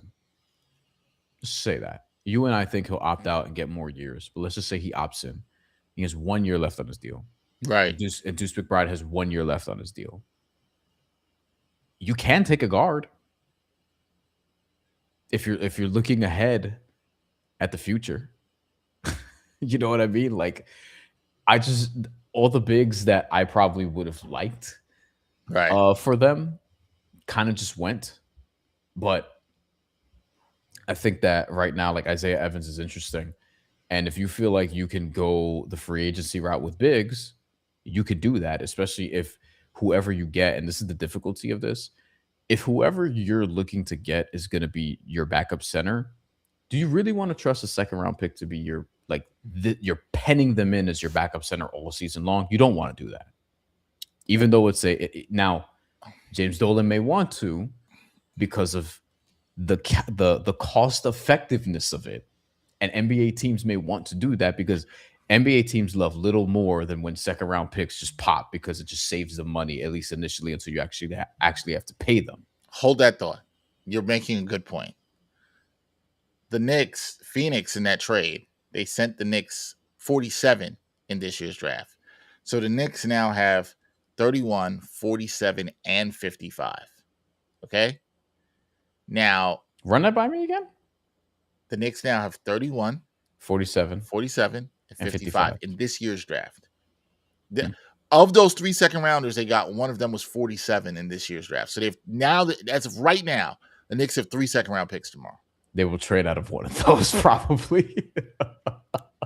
Or two-way. Those last two could be two-way. Do they combine 50 and 47 with somebody to move up to like 40? I mean, maybe, or again, if you're doing the trade them back out. If you're doing the penny pinching shit, you're either going to trade out of 47 or 55, or you're just going to draft two ways. Like you're just going to draft somebody, sign them to a two-way contract, draft somebody else, sign them to a two-way contract. Right. Like whatever. Like once you get to like the 40s, yes, teams are looking to sign you to two-way contracts because two-way contracts are just not like just very inexpensive. Yeah, that's So that's what it's gonna be. so again, you're it's look, it's they're gonna play financial gymnastics. And again, this is not a cosign. I don't know how many times we gotta keep telling you this. If you watch the show, you know where we're at. If you follow us on social media, you You know where know, we're at with it's it. not a cosign. Like, I'm just what I'm telling you is what you have to value in today's NBA is flexibility. That's what I'm saying. Like it's flexibility and hitting on your picks is what's truly going to matter. yeah. By the way, they have enough of a track record in the second round where even though I don't really love everyone on the board, but they can draft someone and make it work, as we've seen before with Mitchell Rob. There you go. Thank you. Right on point. Twizzy Izzy, Mitchell Robinson, Deuce, Mo Diawara, who we will grade as a hit. It's early, but the early returns look good. Yep. um, Shout out to Abiel for that comment there. Yeah, they've just done that. So Sham says that the Knicks intend to trade out of 31. This is now very, very interesting. Oh my goodness. How many second round picks could you get for that? A lot. Because somebody's gonna want, somebody might give somebody, like I said, somebody might be able to, if the Knicks have a center they want, somebody might give you 35. I went down to 38 to move up from that. I looked at the 2025 draft just to see, like, is there somebody you can move 31 for and get a player back? But if they're saving money, they're probably not going to want to do that anyway. Are you talking about like a veteran center already under contract? Well, somebody else on a rookie contract. But I don't, given everything we've talked about, that just doesn't align itself with no, you where would they want need to somebody who it seems like they're just going to keep backing up, kicking the can down the road, accumulate a lot of picks, and then at some point they will use them for something to cash them in on. You know, they're going to add somebody. It's just about right where in the second round. But how cute are you going to get? You know what I'm saying? Like, how much are you going to keep? But again, this was everyone was warned. This was reported on. This was told to you by the person who is the governor of this team. Like, this was communicated. This is not one of those instances where it snuck up on anybody. Like, he had said this. I think he even said it during the finals. Like, they're just not going into the second apron. Like, you could fight about whoever you want to fight with about this, but like, we don't own the team. Like, things would be run differently. Might actually communicate with the media more often. But with how they're going to operate in terms of second apron and other teams, by the way, like it just is what it is, man. Yeah, like this is the game that a lot of teams are playing. Kev Chada asked, "What's the cash considerations?" We do not know. Terms of that have not been made public yet. Kev Chada also says maybe trade number 31 for 2027 first round pick. Now you could. If I have a 2027 first round pick, I ain't doing that shit. I wouldn't do that. But now you'd have to find somebody really desperate that's trying to add talent at the top of the first round this year, or someone who loves Isaiah Evans or something like that. Yeah, you need that. Now, if that's the price and you want to do that, and you kick it back and you get yourself a first round pick next year, okay. But the Knicks also might look at the situation as they now have enough first round picks that if or second round picks. Excuse me, enough second round picks that if they want to try to trade into the first round next year, I know that's a long ways away, they could do that. So the Knicks, they do have 5 second rounders tonight. Because Shams had messed up on the tweet. He did. What a surprise. I knew you were going to say that. I knew you were going to say that. I knew you were going to say that. He'd be on his phone too much, bro. Here, my thing for the Knicks fans tonight that are worrying. Kev. That's all. Kev is on it with the comments tonight. I didn't like that video that the Knicks posted that everybody seemed to like with the Rough Rider shit. That there was the compilation from the parade, because I was like, that was purposeful what they did and just not showing the mayor at all. But neither here nor there. I didn't like that shit. Yeah, I did think the I did think the Nike video that was out there was one of the better ones. I thought that was a better I one. don't remember that one. I'll have to show it to you. It's actually pretty well done. It's pretty well done from the parade. The It's really videos have been well done, but um, there's some in between the lines I've been reading, given so, how listen, the governor has conducted himself. I'm not. Governor of Listen, the team, by the way, not of the state. right. I thought the Knicks would make this pick at 31, so I do find it interesting. I want to let me just read for people what Shams exactly tweeted, because we know the Knicks got 47, right? And I'm going to skip through that. They're 47 with 31 as of now, 31, 47, and 55. The champion Knicks are now on the clock, and per sources, according to Shams, they have already received offers for future draft assets for number 31 and intend to move the pick prior to the start of night 2 of the draft. Now, here's what I find interesting about that. I always say to you guys, listen to what's being said there. A lot of teams need to add talent. Teams that are trying to move their way to get closer to contention, trying to get closer to where the Knicks are, they need to add talent. This is where Kev Shada's point's not crazy. Is somebody that desperate? Okay? Is somebody that desperate? I don't know. I don't know. How robust is the market for this pick number 31? We'll find out. It's all about what somebody's willing to pay. Isaiah Evans, who did not get drafted tonight, our Jenna Lemoncelli wrote a story about this. He wore $4 million worth of diamonds tonight and didn't get picked. You know how mad I'd be if I wore $4 million worth of diamonds? Wait, was he in the green room? He went to the draft. Well, that was a stupid question by me, because why would you wear $4 million worth of diamonds if you weren't going to be seen? Like that would just be stupid. For you to wear $4 million worth of diamond will not be seen. Feels like a poor choice in investment, sir. As a young man, is what I would say. And he didn't get picked. Because when you wear $4 million worth of diamonds, you're kind of banking on being a first round pick. And now you don't have that. Couple questions. Kev Childer says, "What do you think of Dolan speaking for the team, accepting White House invitations without asking Brunson team?" My answer to that was that felt like a move James Dolan would do. Does that seem like it was out of his character? No. What I will tell people from what I've heard in talking to some people, I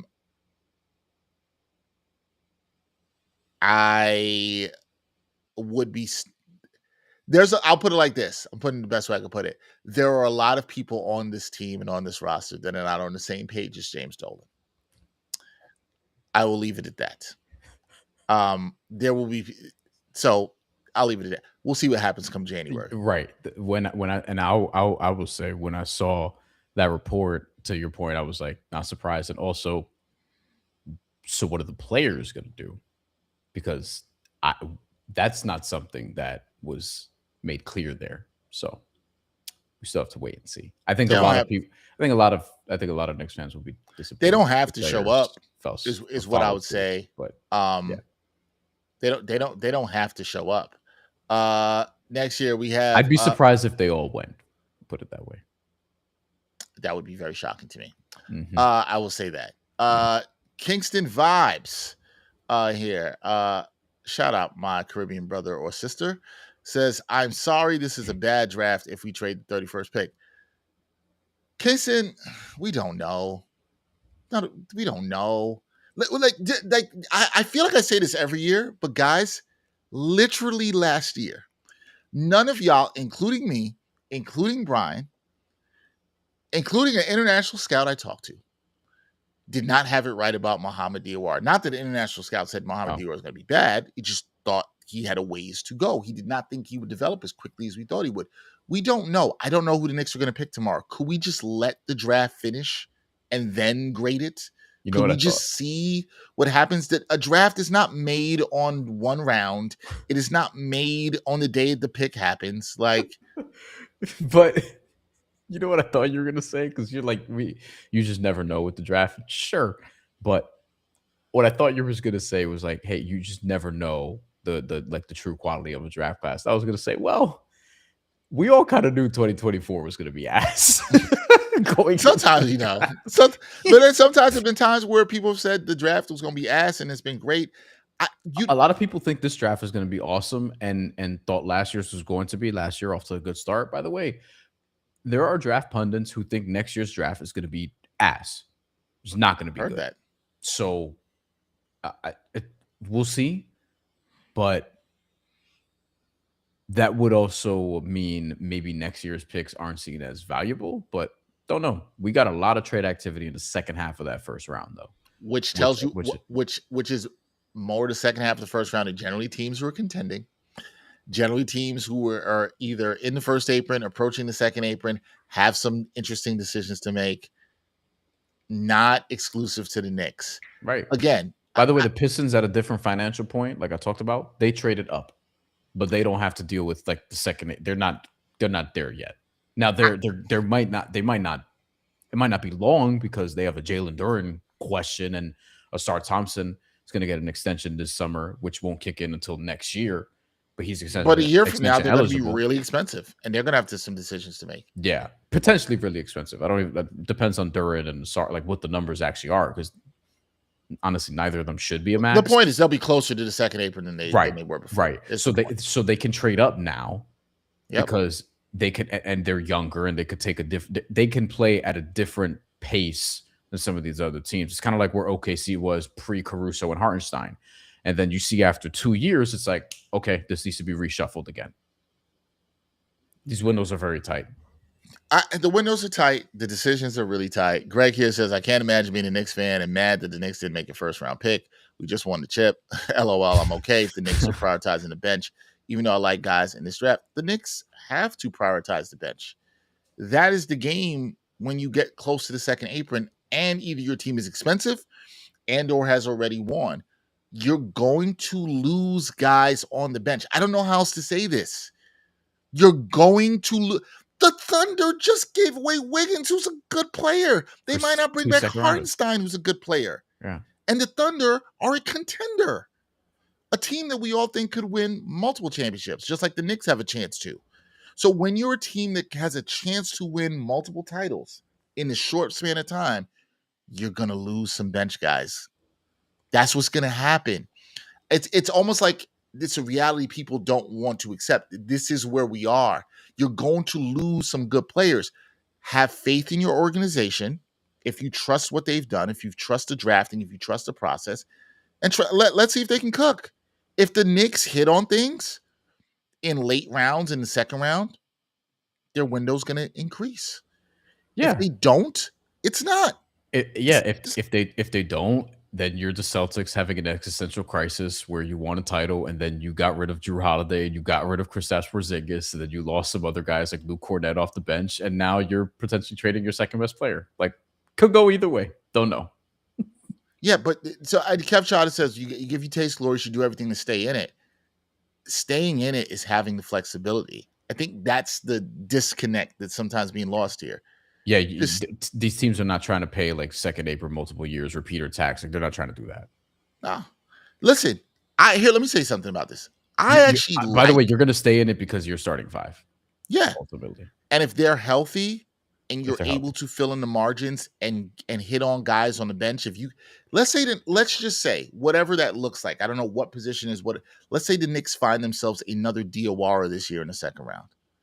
Ain't none of y'all gonna be talking about a first round pick. The Knicks last year basically got themselves a first round pick in terms of the way he played, then how he was able to contribute to the team in the second round. And they just signed him to a multi-year deal. That is a massive win in team building for the NBA. So let's say the Knicks do that again, whatever the position is. They hit on another guy. They find their next Deuce McBride. They find their next Muhammad Diawara. Let's say that. They find their next Mitchell Robinson. Let's say that Or happened. you find a Jose Alvarado type who was undrafted, and then they're a contributor. None of y'all gonna, and I just think there's so much evidence throughout the entire NBA because people get locked in first round pick, first round pick, first round pick. How much talent comes from guys who were in the second round, late first round. Look at the Knicks team. The Undrafted, Knicks roster shows you this. undrafted too. Undrafted guys too.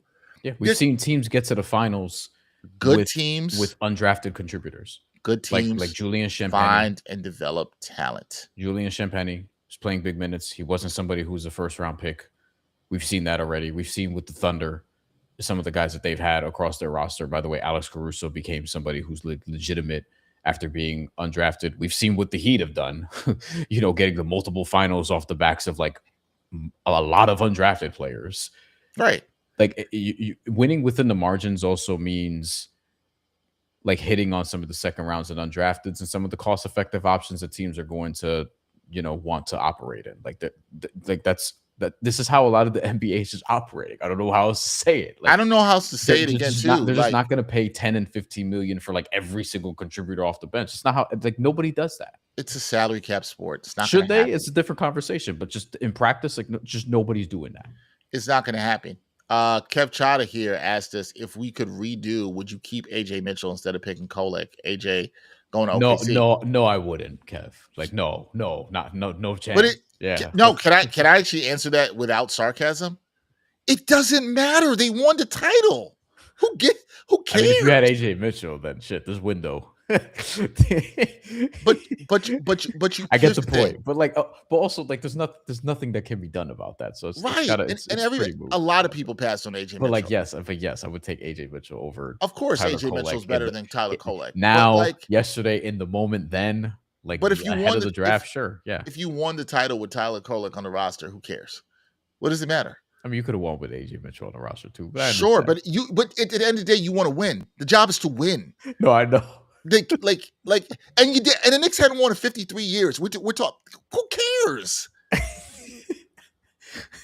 What? Maybe this season's not as house money as I thought. For you guys, no, it should be, but some people. Kev, I'm just saying. Jamrock here too. The Knicks just won a title. And y'all are focused on the fact they didn't draft AJ Mitchell as if it was some glaring failure when all the rest of the league didn't draft AJ Mitchell? What are we talking about? Yeah, okay, so the Knicks aren't the only teams that missed out on AJ Mitchell. But you could guys, do this for every draft. Drafting is not an exact science. Yeah. People talk about it like it is. It's not. I said this at the top of the show. It's not an exact science. You're going to hit on some guys and you're going to miss on some guys. Right.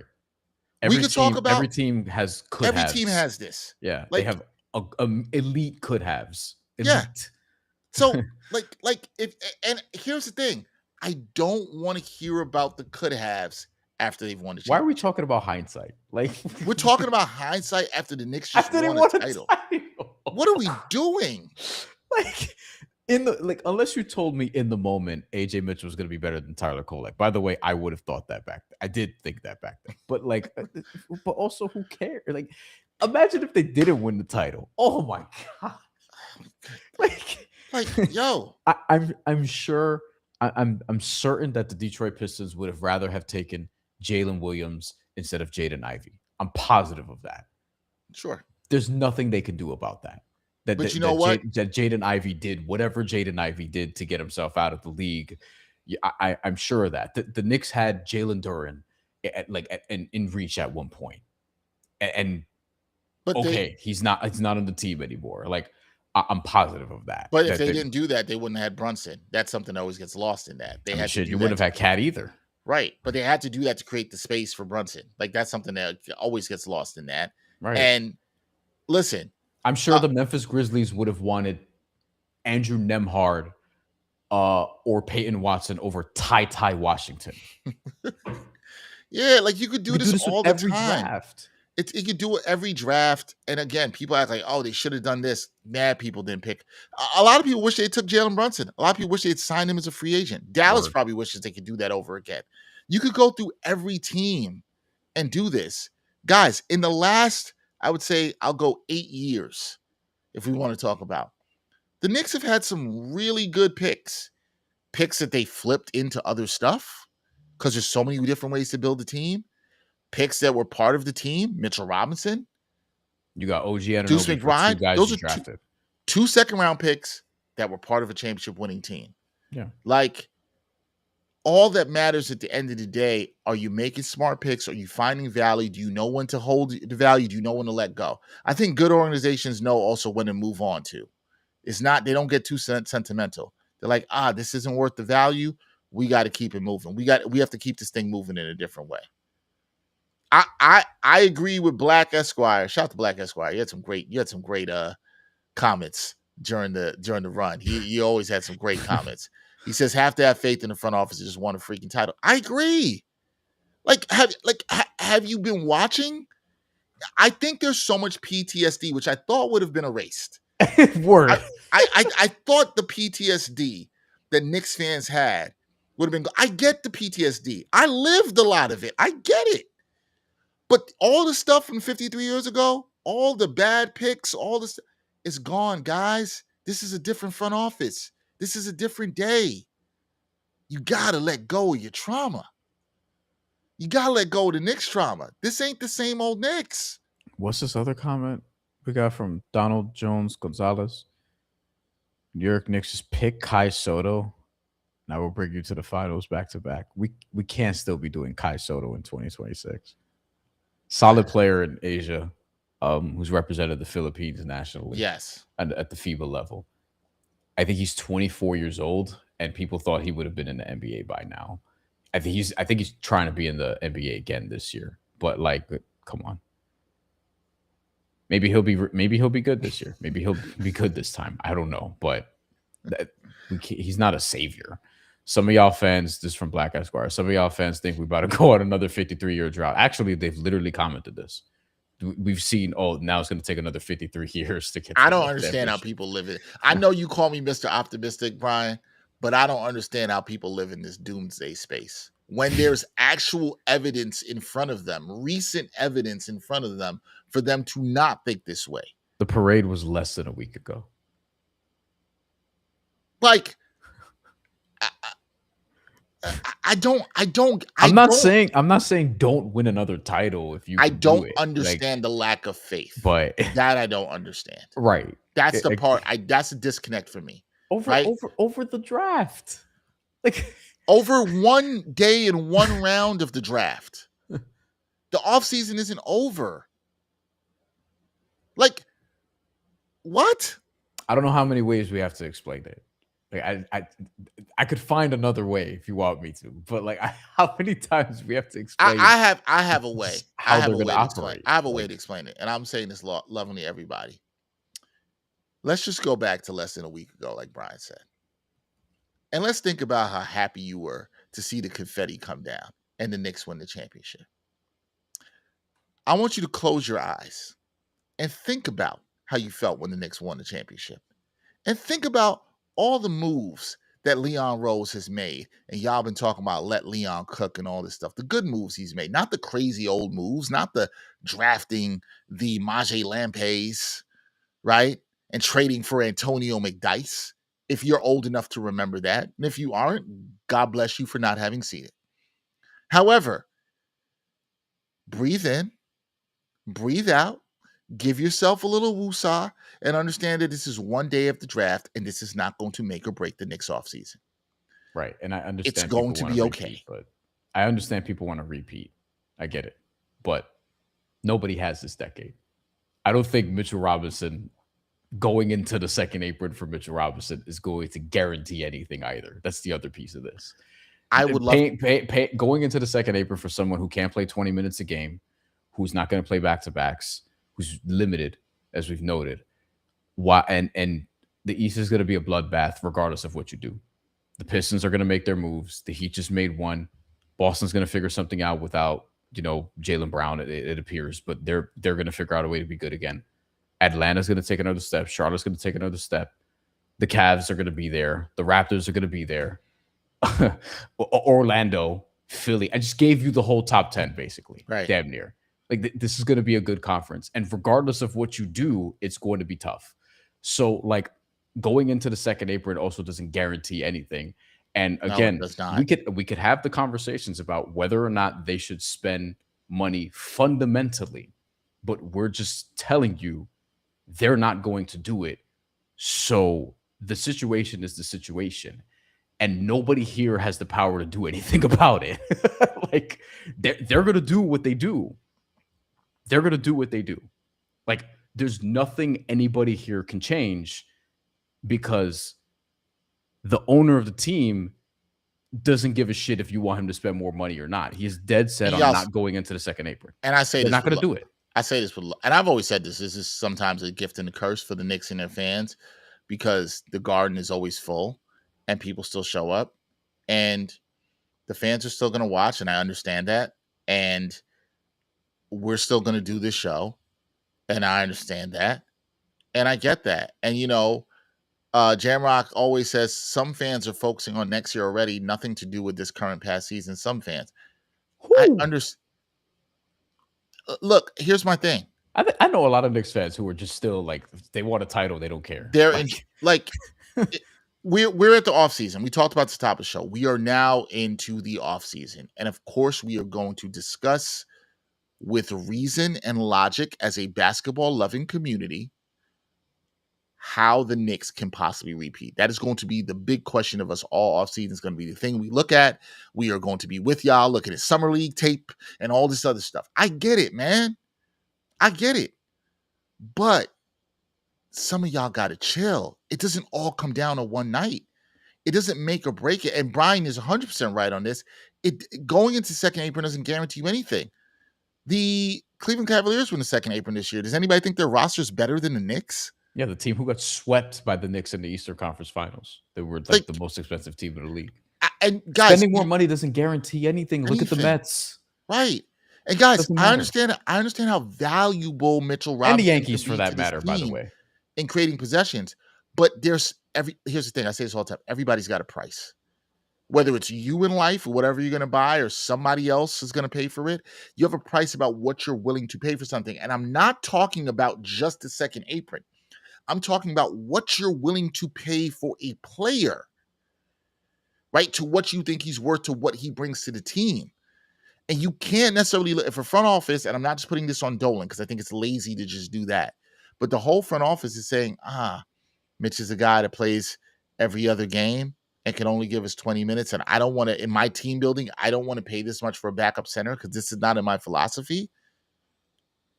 It's fine. That's fine. That's not what they value, right? And like Jamrock here saying, again, you're speaking from my perspective, and that some younger fans are already thinking about next season.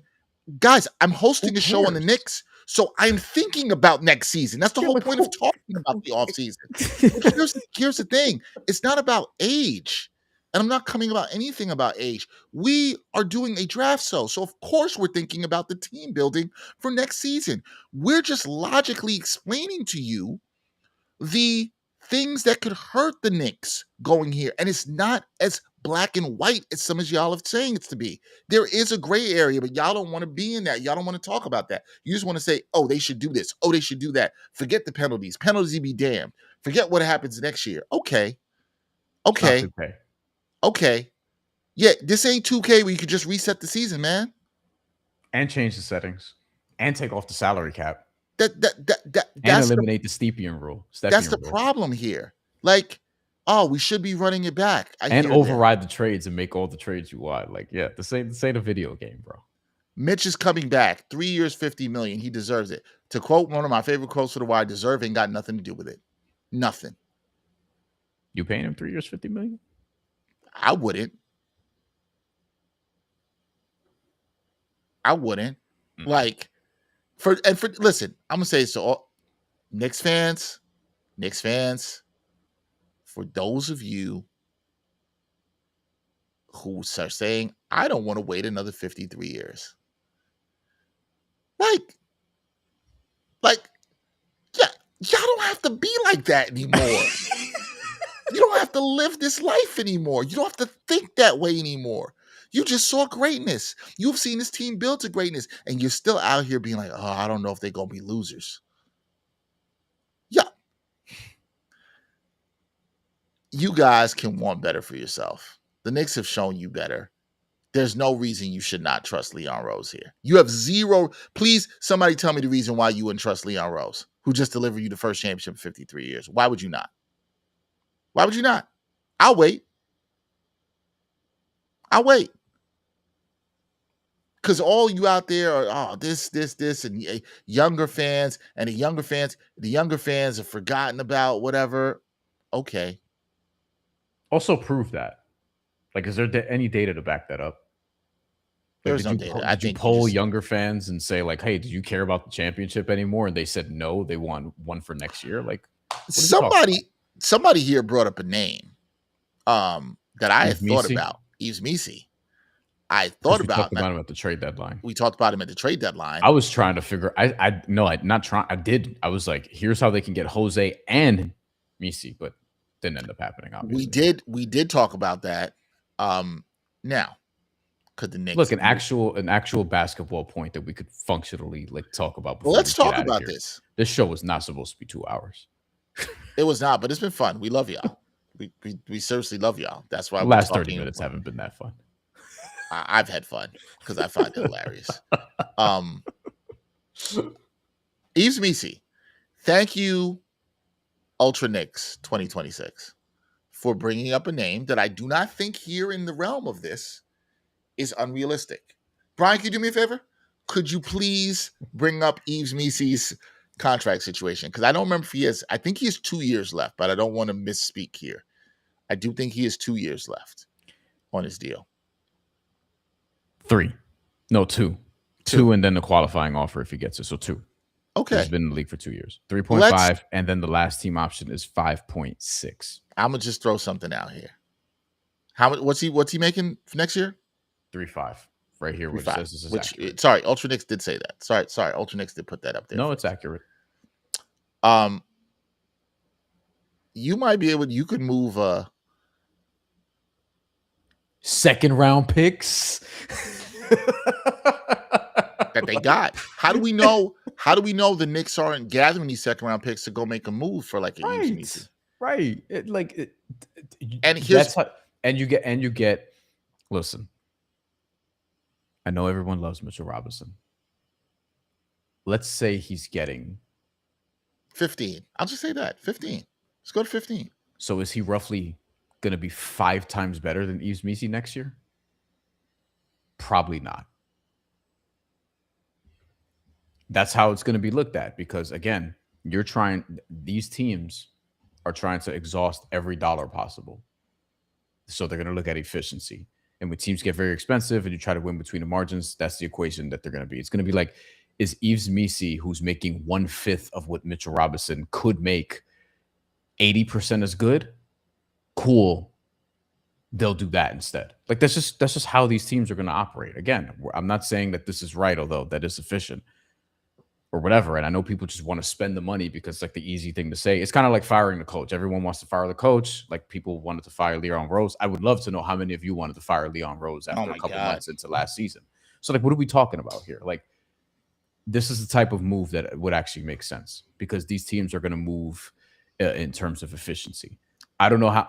I'm saying the same shit over and over, but we don't need to be like these points are very obvious, and people who understand how the NBA works would know this. This is how these teams are trying to move. People in the front offices would be like this right now. Like they understand what we're saying. We talk to these people. I think people just want who have a voice in some of these decisions. I think people just want what they want, no matter what. Like, and it doesn't work that way. I think Ultra Knicks 2026 bringing up Yves Missi is the best thing I've heard here to a solution that is actually reasonable and a player the Knicks could get in terms of a replacement for Mitchell Robinson that could work. That wouldn't be fine. It's a guy you and I had targeted at the deadline. And listen, last thing I'm gonna say, and we're gonna get out of here.